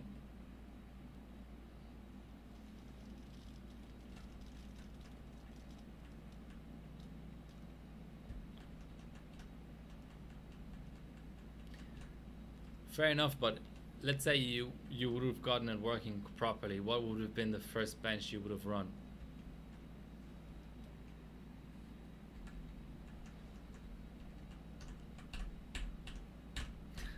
See, there's your mistake right there. 3 Mark 2001 takes a lifetime to learn. Don't run that as your first 3D bench. Are you absolutely insane?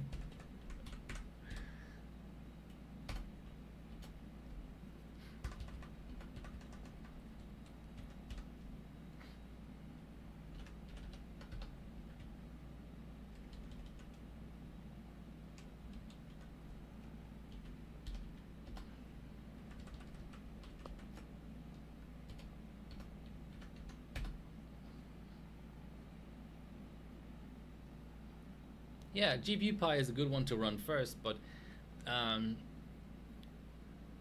yeah, it's a good way to check how your card is going to clock and stuff. but it's so different from the other benches that in a way it's sort of, it's like 2.5D, so GPU Pi is no way to prepare yourself for O1. Yeah. No, I agree. I mean, I I used to think I could just outcool everybody but on 3D you just can't. It just doesn't work. On 3D you've got to. I wouldn't even I wouldn't even do a full run first. In 3D, I would literally just pick like a good graphics test to pick and run that in loops forever and ever until you have some sense of what's going on with that one graphics test at stock or maybe not at stock but on air at least at stock volts, and just see how it scales with GPU memory, with GPU core, with LOD, with system memory, with system core, with system uncore, all of that stuff, the different OS, the different drivers, everything, just absolutely everything, and then start clocking and cooling the card down.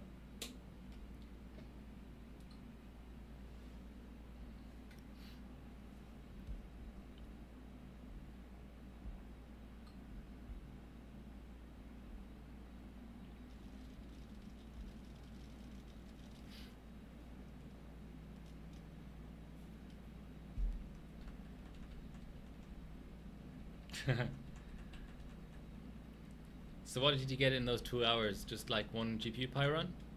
One decent one?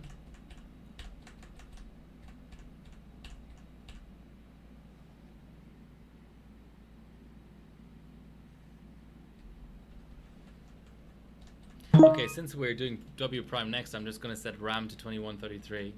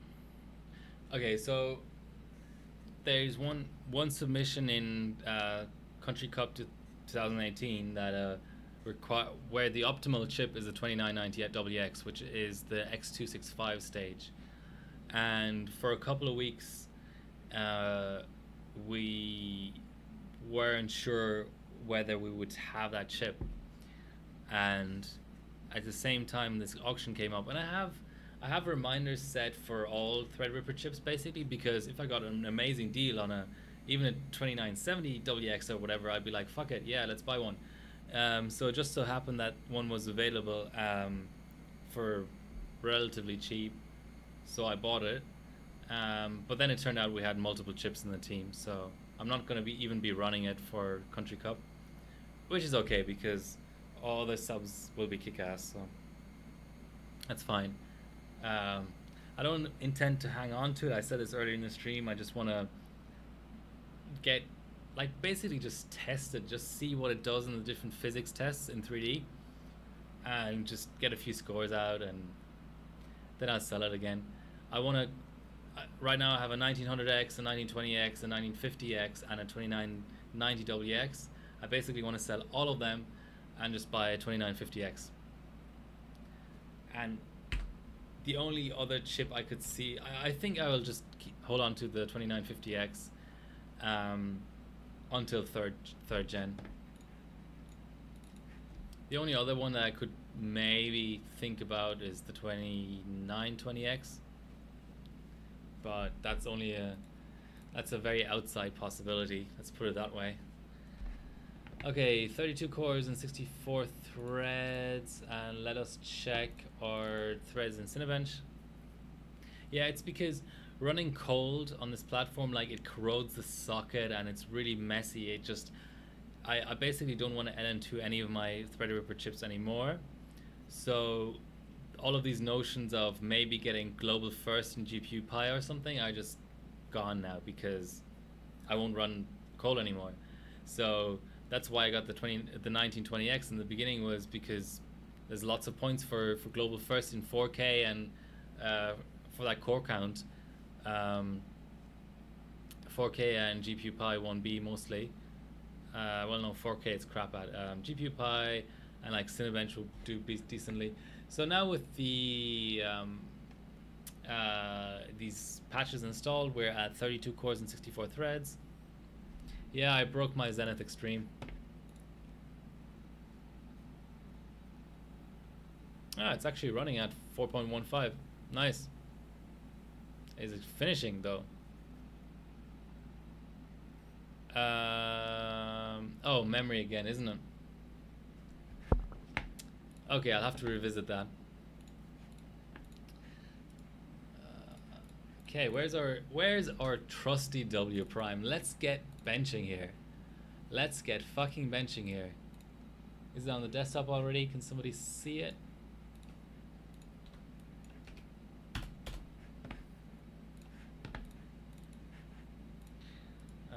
It needs admin privileges, doesn't it?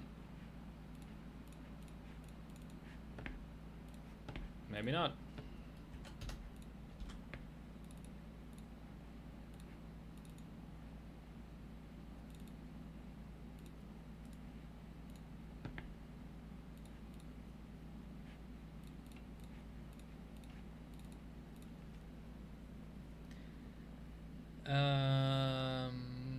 Let's pull a fresh copy.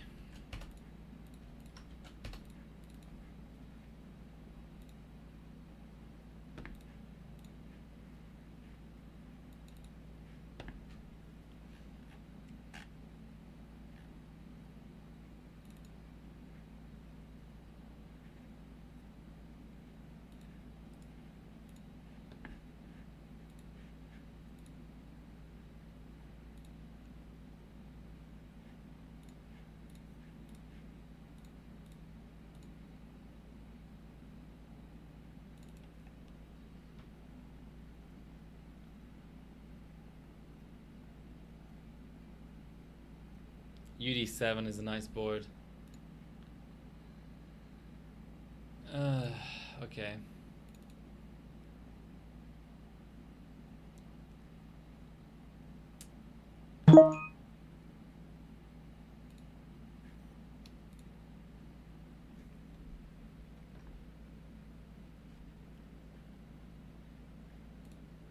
This weird USB driver problem really is ridiculous.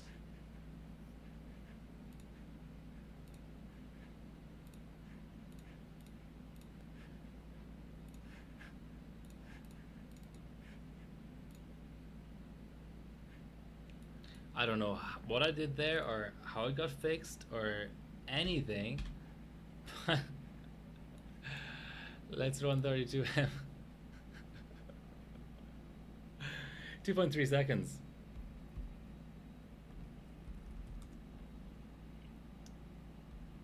Nice.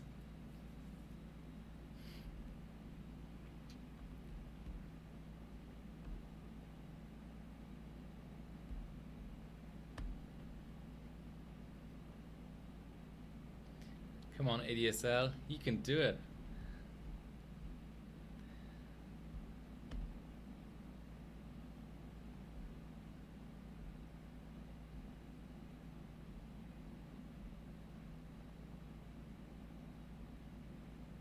So that beats the dual Opterons. Very surprising there. It's close to this guy, and I'd just like to see. Let's aim for global second. I think that's realistic with reruns and a bit more clock and stuff. So this guy is at stock, I guess.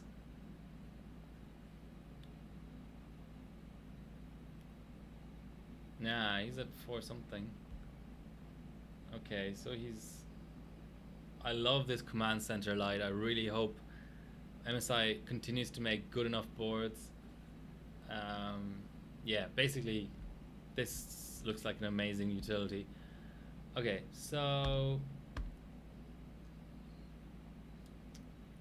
at 4, like below my frequency, he's at 2.17.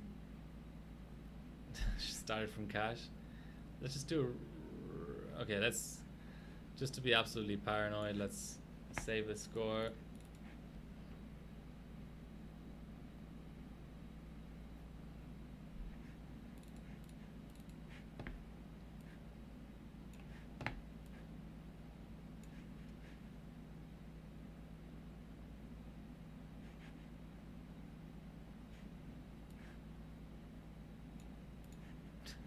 What happened?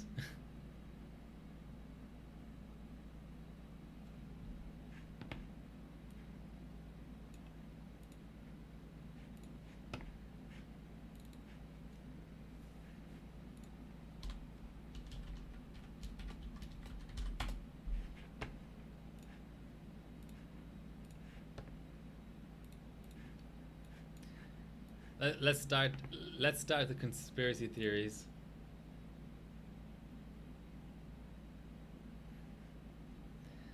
Okay, time for the minimize trick.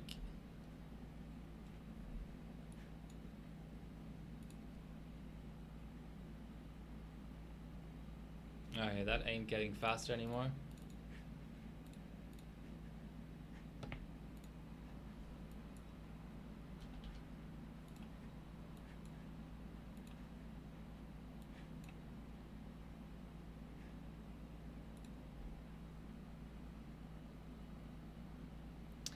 Okay, so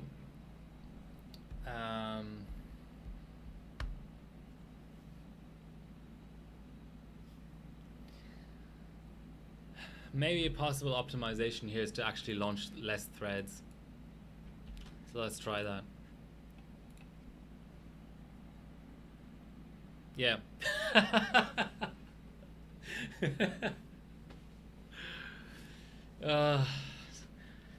Guys, the secret to 32 core global firsts is run less than 32 threads. Oh man. Yeah, I will.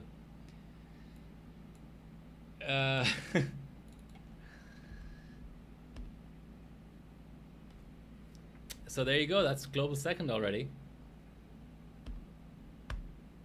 I wasn't even on the right view. 1.95, that's, yeah, in second.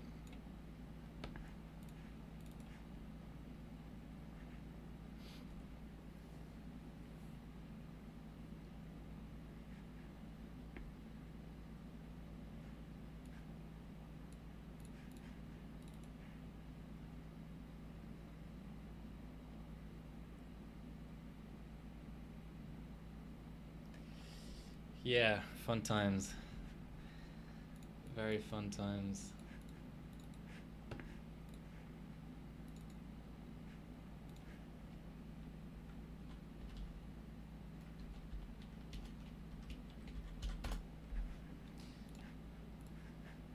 Okay, time for a few more reruns. Just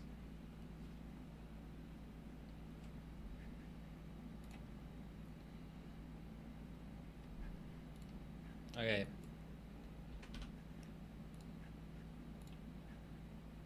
Just curious to see how long it'll take with 16 threads. Okay, that's slower. 48.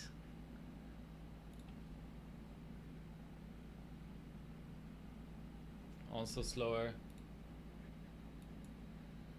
Okay, let's go 32 again just to make sure that we're not like...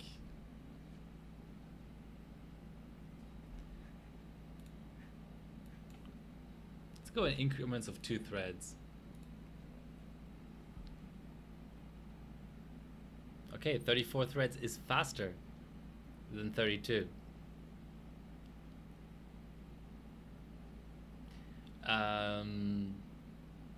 So I guess it's purely it's not necessarily too related to the SMT versus physical core thing. It seems to be more related to this thread spawn speed. Yeah, exactly.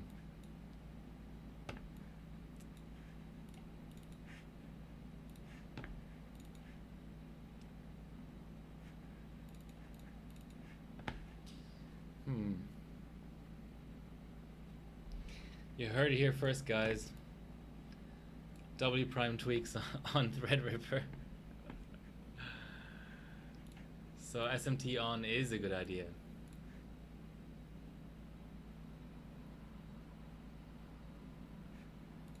Or appears to be.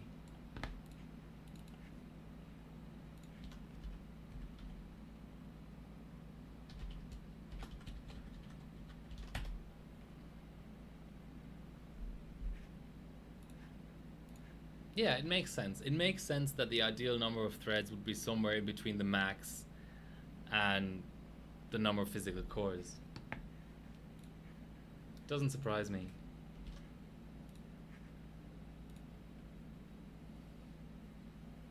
No. 36 is faster as well.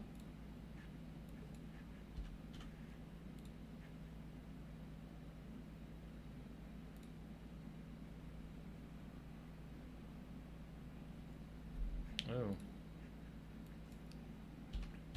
Let's just iterate through every possibility.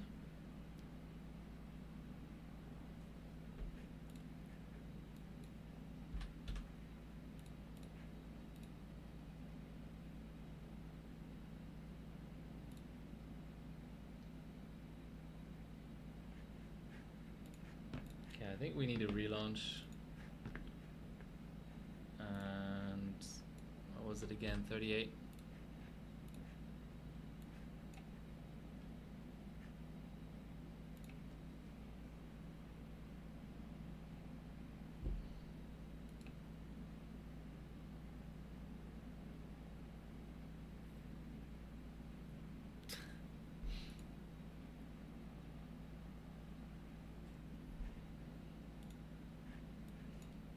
Go back to 36.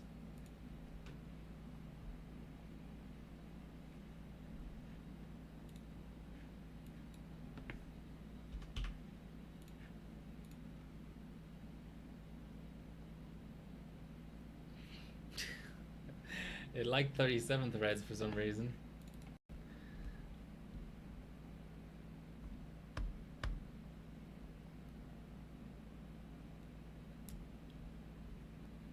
So now let's look at the world record rankings. Since we're not going to catch Little Boy on LN2 for the 32 core global first.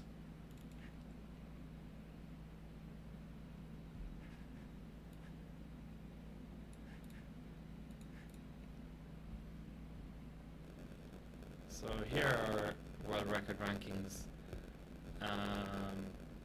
Okay, so we've got a few 7980XEs and a 7960XE as well sprinkled in there. And I'd like to see where the AMD stuff comes in. Just gonna grab my screenshot.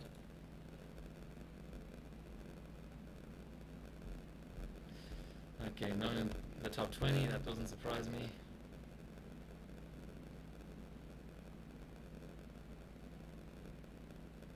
Oh, even the SR2 subs from Kingpin are still here.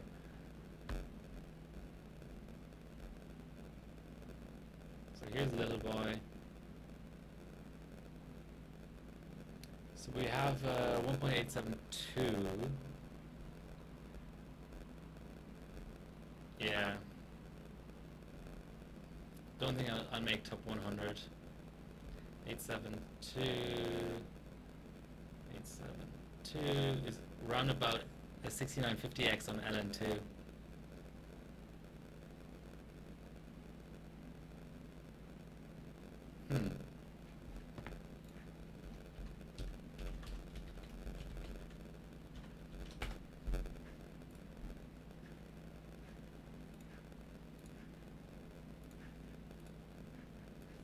Yeah, let's try 39 threads. like suggested by ground.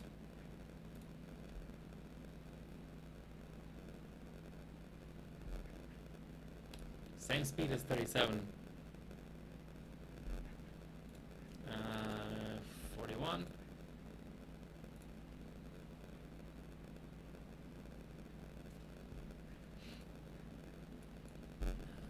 43.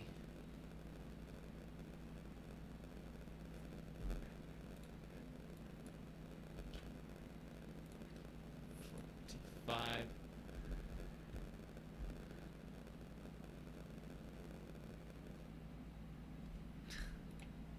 43. Fair enough.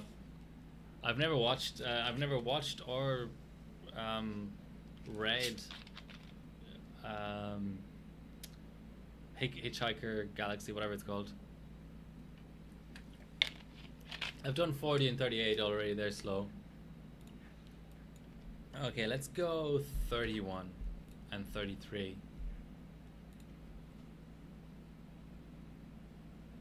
That's quite fast, actually.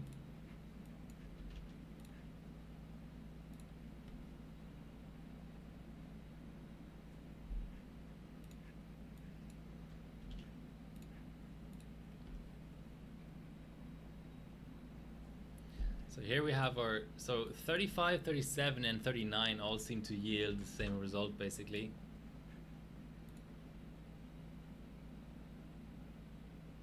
No, that's faster. Okay, I'll be nice and put it in the screenshot. I probably shouldn't, but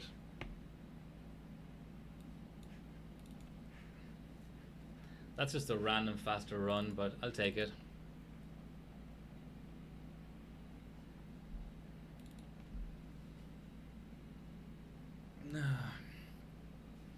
Yeah, should I keep going with 32M, guys, or is it 1024 time?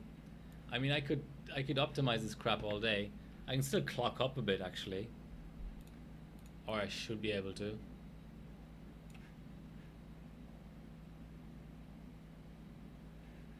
But I just don't know where I'd get to in the rankings with it. Snap that. 1.857.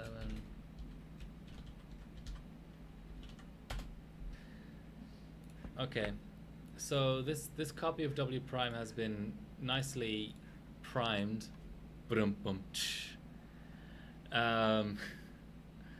Now with the minimized runs and all that. So I'm gonna go 1024 and obviously 64 threads because I'd expect that to win out. And let me quickly go to the rankings because I'm gonna run a minimized run, so I need to be able to tell how far through the run I am or whether it's crashed or whatever. And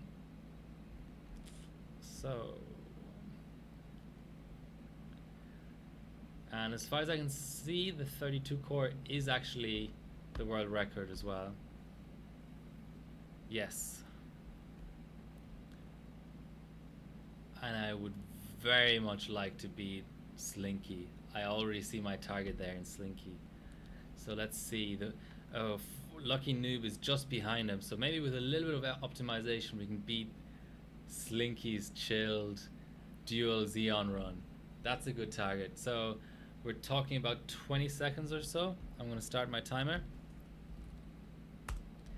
and switch to the right view in case something exciting happens there. And let's go.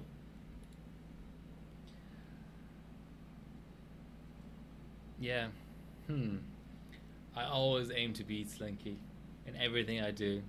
It's tough in 3D sometimes because he has wicked efficiency. But yeah, sometimes it works out. Okay, we just passed 22 seconds and it's a 21.9 run as opposed to Slinky's 20.9 run. Certainly worth saving. It's the fastest. Oh, it's just behind Lucky Noob. So it's the second fastest non-LN2 run, but it's certainly worth saving.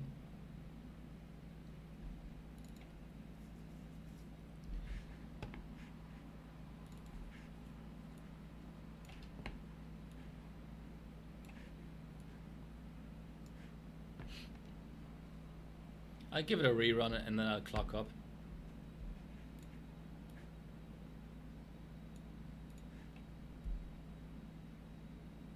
Yeah, Ground, you asked about maximum. I have no idea actually. All memory related settings, as far as I'm aware, do absolutely fuck all for W prime, but stranger things have happened.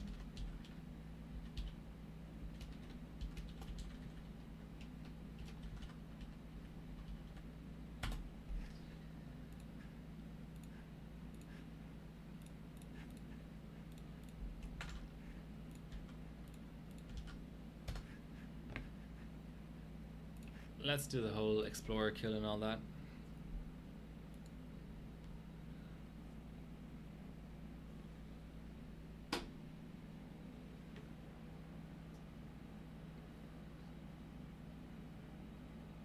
Yeah, but Encore doesn't do anything for W prime.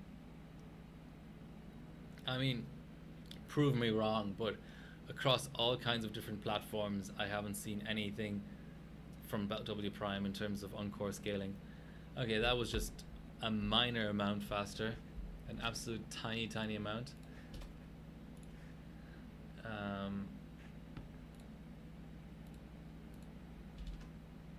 Like 30 seconds. Okay, let's clock up like 50 megahertz at a time kind of thing.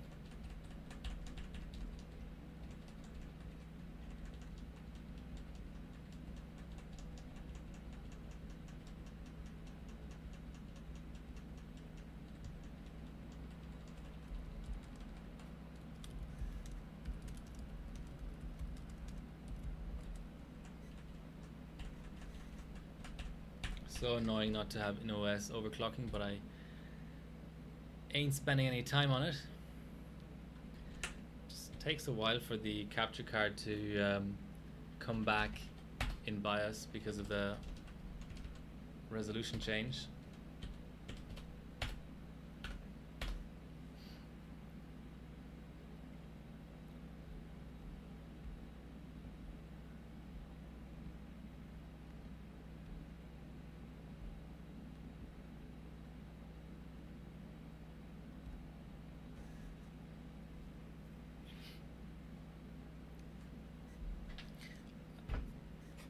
Another card I'll be running soon is this RX 480. I really wanted to run some Polaris, and by far the card with the most hardware points is RX 480. I think there's some Fire Strikes and stuff up for grabs on Chiller, like really high hardware points. Yeah, Ground, look, when you look at hardware bottle rankings, you've got to remember that a lot of the time people run 20 different benchmarks in the same session and they don't bother rebooting in between. So the fact that people are using a certain thing doesn't mean that that certain thing is good. I've gotten platform records that still stand to this day in W prime on Ryzen on single channel RAM clocked at 2133. So no, Infinity Fabric doesn't do anything. I mean, I'd like to see you prove me wrong, because that would make W prime more like tweakable and stuff. But no, it doesn't. Like, it just doesn't do anything. Okay, just double check that our clocks are up to where they should be, and making sure we don't forget our thread count. And Explorer Kill did seem to do something, so let's just be consistent about it. And I'm gonna run a non-minimized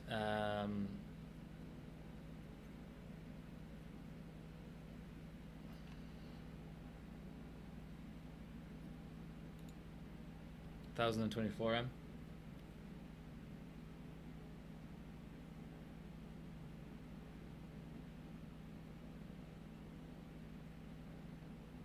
Yeah, but ground. The thing is, W prime is so tiny that it gets loaded like into L3 cache before it even runs. So, um, you know what I'm saying? Like,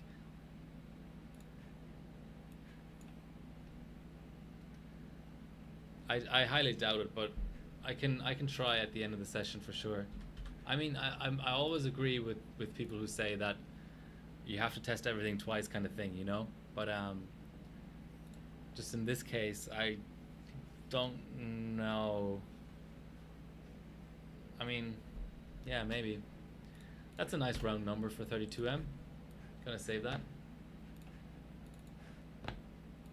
I'm getting hungry, and it's almost 1 o'clock in the morning. That's great.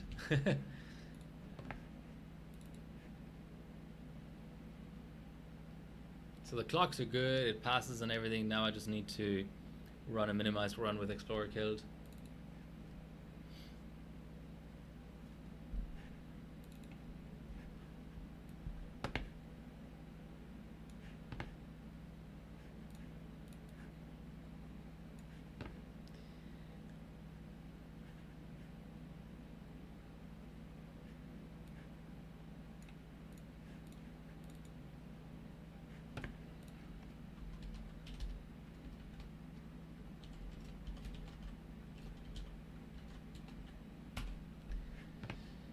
Okay, Explorer kill, and make sure I reset the thread count, and start my timer.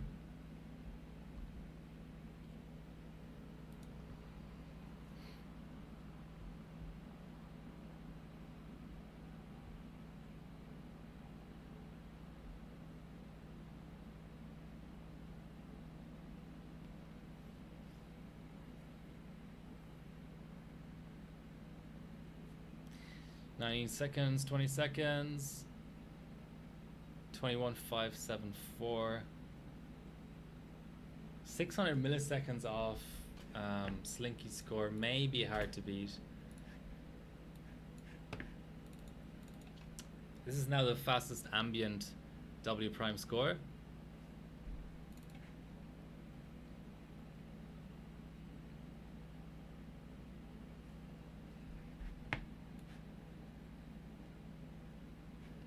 Where do I want my stuff?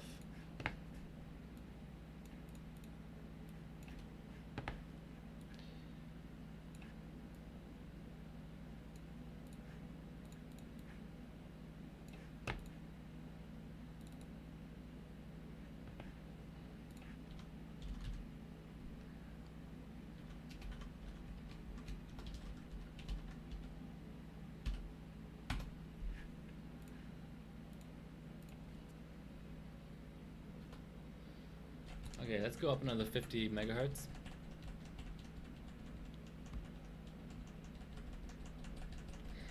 What do you think, guys? Can we knock all that time off of it? So I'm at about 21.5, and I'm 50 megahertz above Lucky Noob, so I got about 300 milliseconds out of that 50 megahertz. Which also means I would have to clock like 100 megahertz higher to have a shot at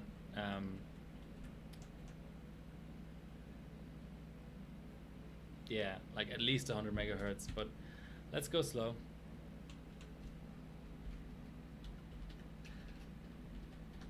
Fuck it, let's go for 4300. I passed GPU Pi 4300. It's not unreasonable to think that this may pass.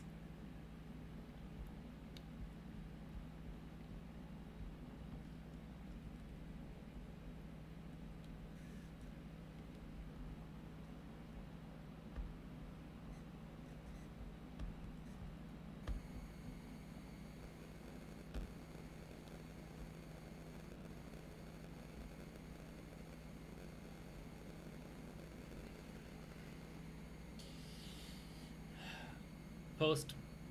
This might be the challenge, not being able to post at the high frequencies, since I don't have in-OS overclocking.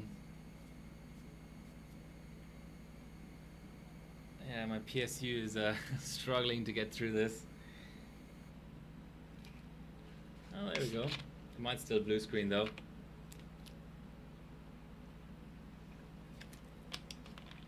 The very end usually. Go on. You can do it. Boom.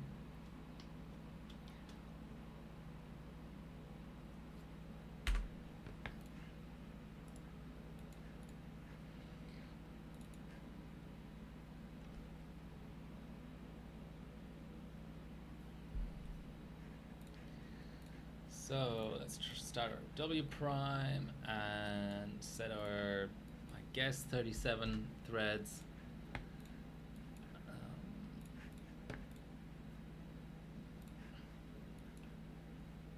Just do a straight run, no minimize.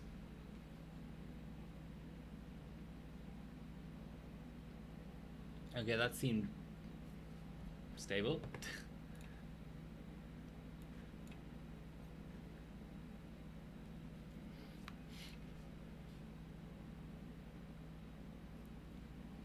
Surprisingly, not even faster. I got a 1.81 out.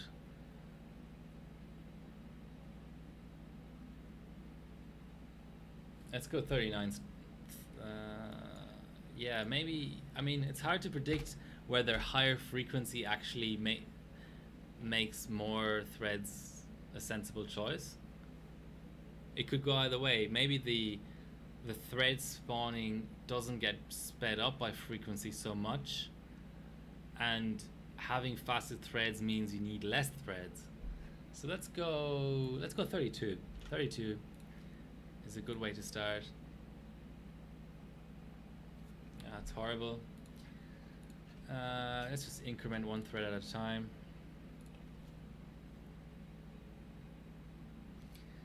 Yep, we're getting places. 1.888. Oops. Okay. Interesting. Let's rerun at 34 actually, since we already have our personal best here. Oh, the variance is just becoming absolutely crazy.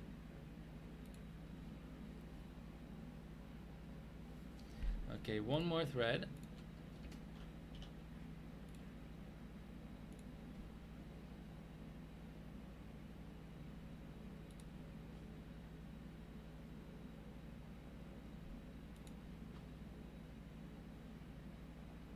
Yeah, it doesn't seem to want to go below that.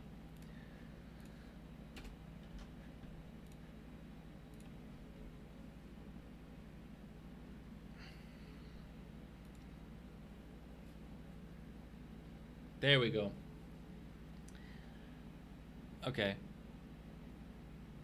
A better note for myself. 36 threads. Maybe 37 is still optimal. Maybe I just needed more reruns.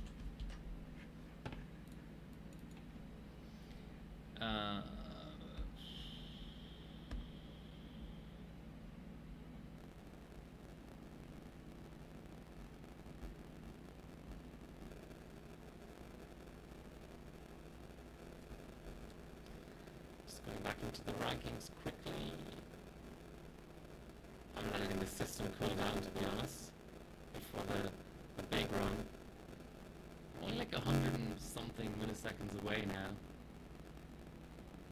Yeah, I mean, that's a big chasm to bridge.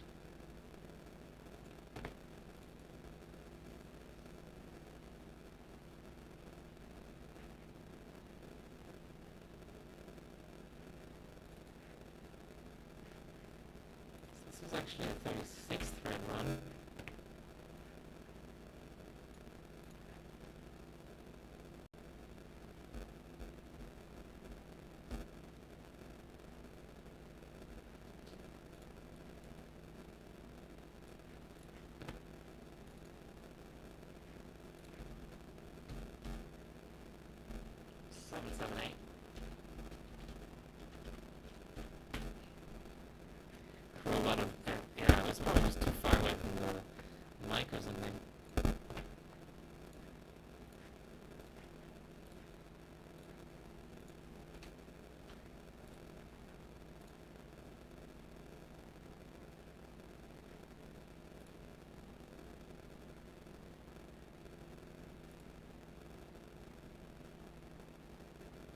Okay, time for the big run.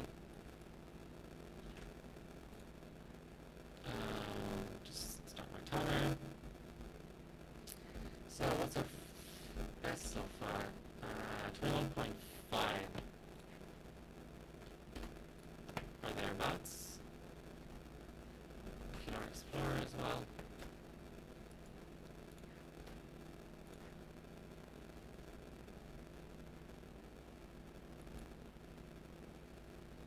Hopefully the system doesn't burn down.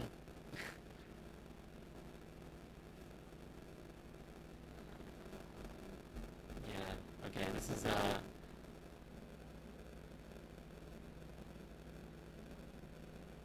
17 seconds, 18 seconds, 19 seconds, 20, 21, and it's a crash. Yeah, it's a hang. Okay. I think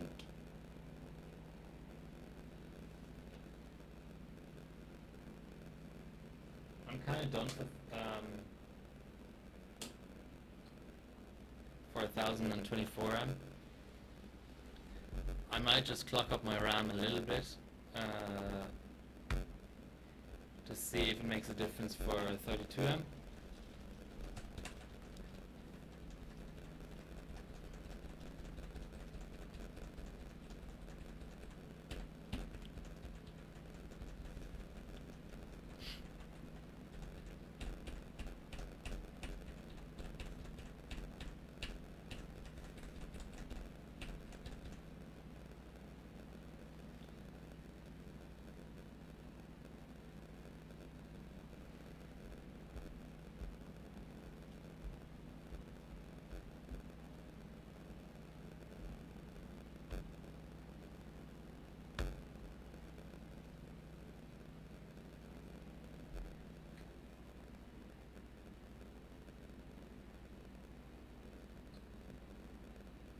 And then that will be the end of the stream after the RAM.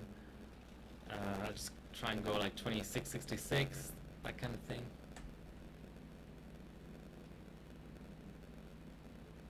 That's a post, I think. 62, always a good sign.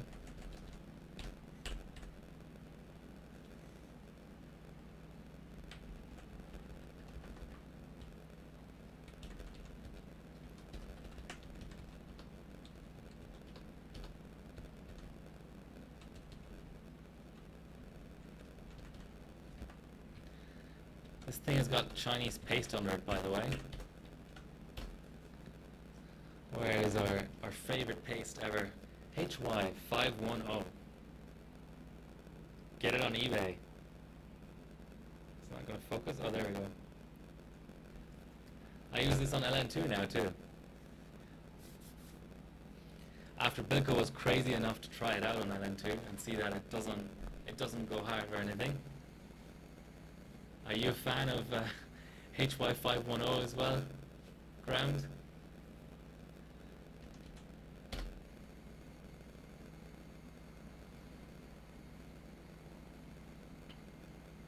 "90 grams of paste." That is a measure that, yeah, that's a lot of paste, is all I'm going to say.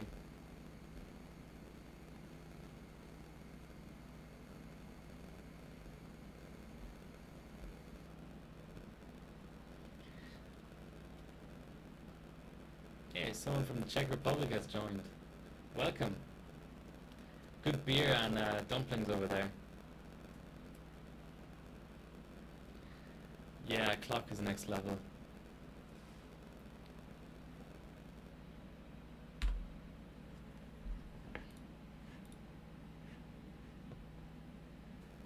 Okay, let's start putting this rubbish out, you know. I don't know, that's not what I intended to do. Fuck. This is what I wanted to do, okay. Okay, all of the past results go into this folder.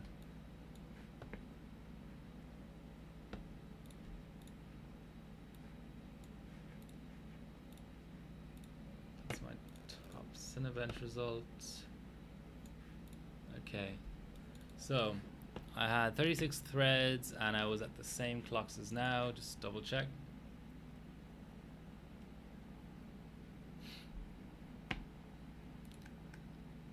And I've gone up a significant enough amount. I just don't think my efficiency is off or anything, but yeah, so there's the Northbridge frequency, you know, 266 high or whatever. And the CPU clock is the same, number of threads is the same. I'm gonna give it a good number of reruns, don't worry. So 36 threads again.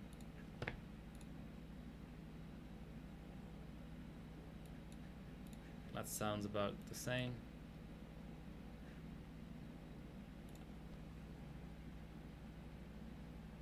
Yeah, it's scoring the same.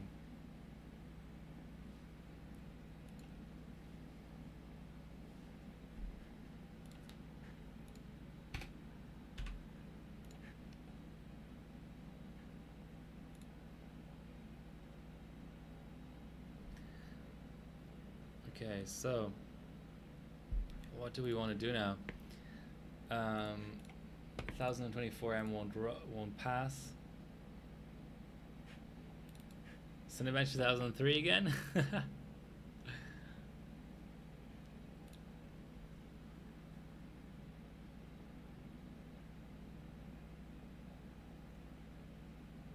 Nah, slower because of the threads.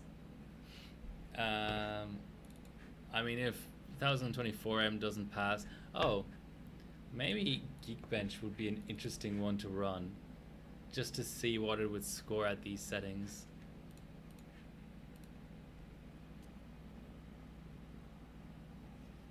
I mean, everything goes hard on full pot. Just a question of how hard it gets and how it relates, you know, how it compares to other pastes.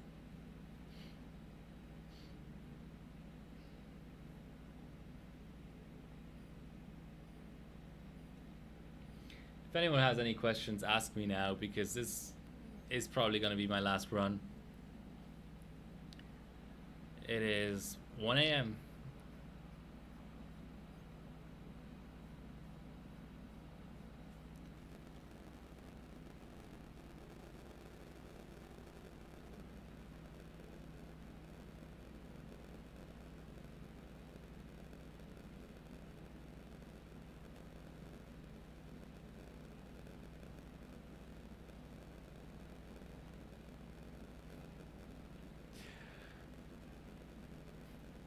Yes, I said 1 a.m.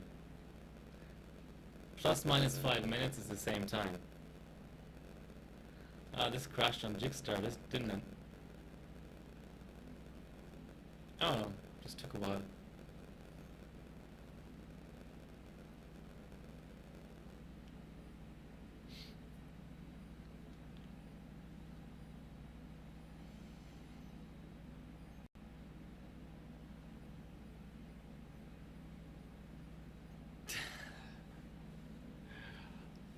when when telling someone the time, the time of day, not for benches, the time of day.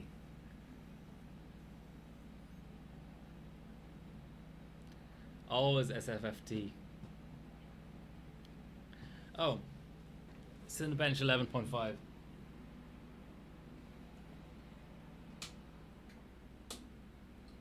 Gotta get at least one run in. But that will be the end.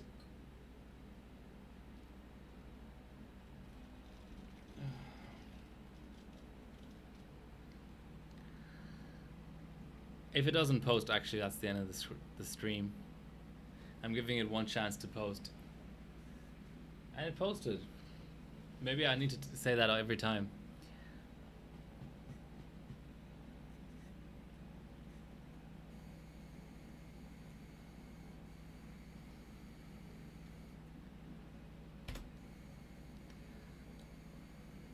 So the story with the RX 480 was I got a Nitro Plus, a really nice clean card for a really good price, and it didn't want to do 3D clocks, so I had to get a. I was disappointed because it's a really nice looking card and it had SAMI RAM and stuff, so I had to get a refund. But then I got this Strix for a little bit less even. Just really looking forward to taking off the cooler and getting it under the chiller. The only issue is it has 91% ASIC, so that might mean it doesn't clock very well in a non-ambient setting.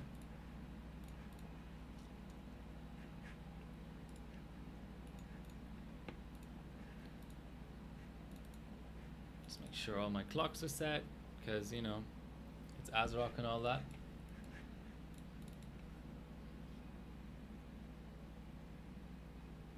What did your friend do?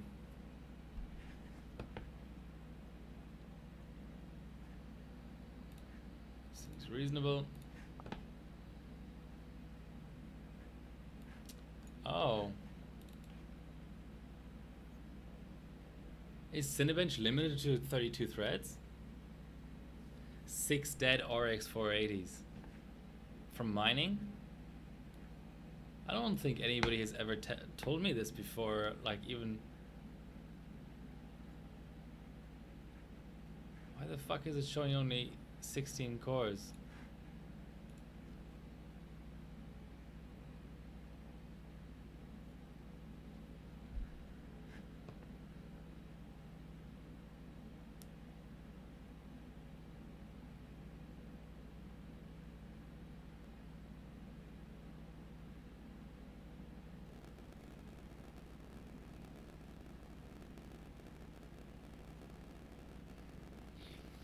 Well, 23 points is still awful.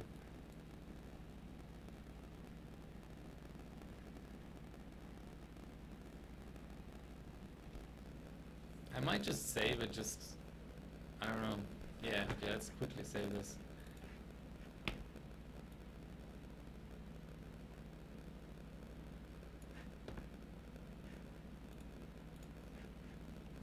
What is everyone else running though? This makes me really curious.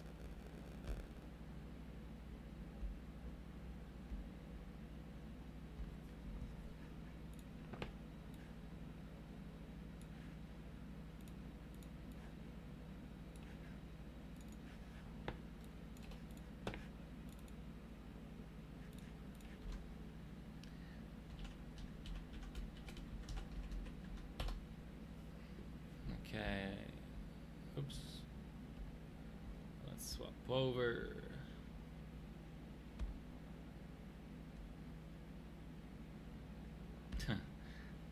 So we've got our Micro Willy here. Oh, he's on like Windows 10 or some shit. Okay.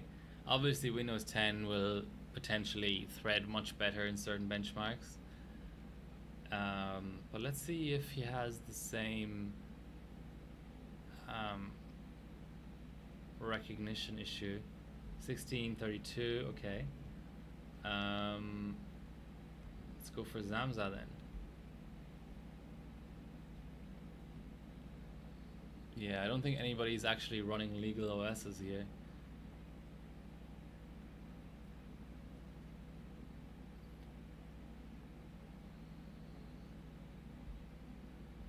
$1632.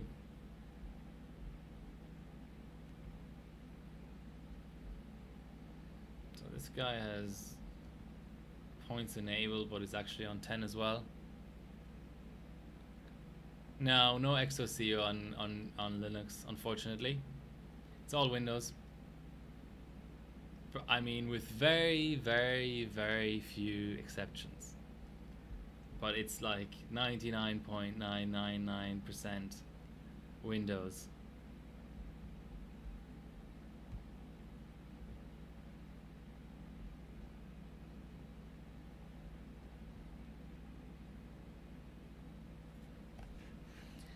Okay, let's see. Well, that's easy to solve. Let's just give it 64 threads anyway. Oh, yeah, okay. Yeah. It It doesn't seem to want to apply that. Okay, let's try. 23.46.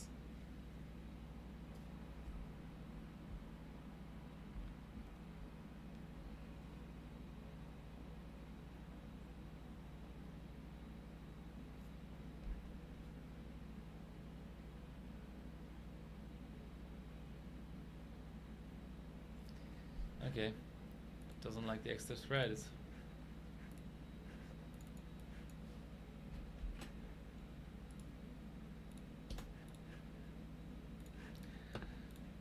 Let's just give it one more chance.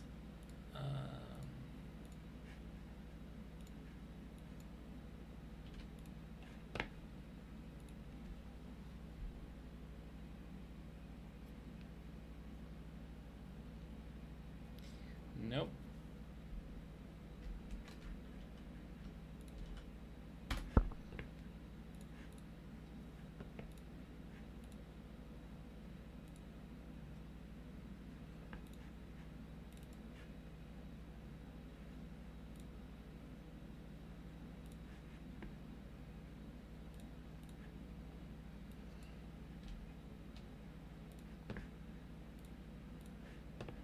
.256 is actually the max number in Cinebench 15, and 32 is in 11.5. Interesting.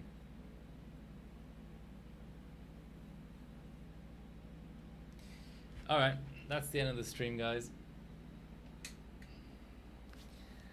Got some good results out, but I'm really tired now. Thank you for watching.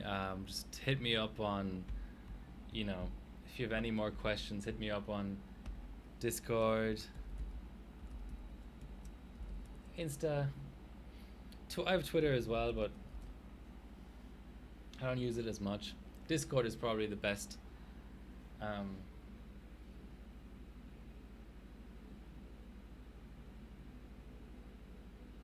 Alright.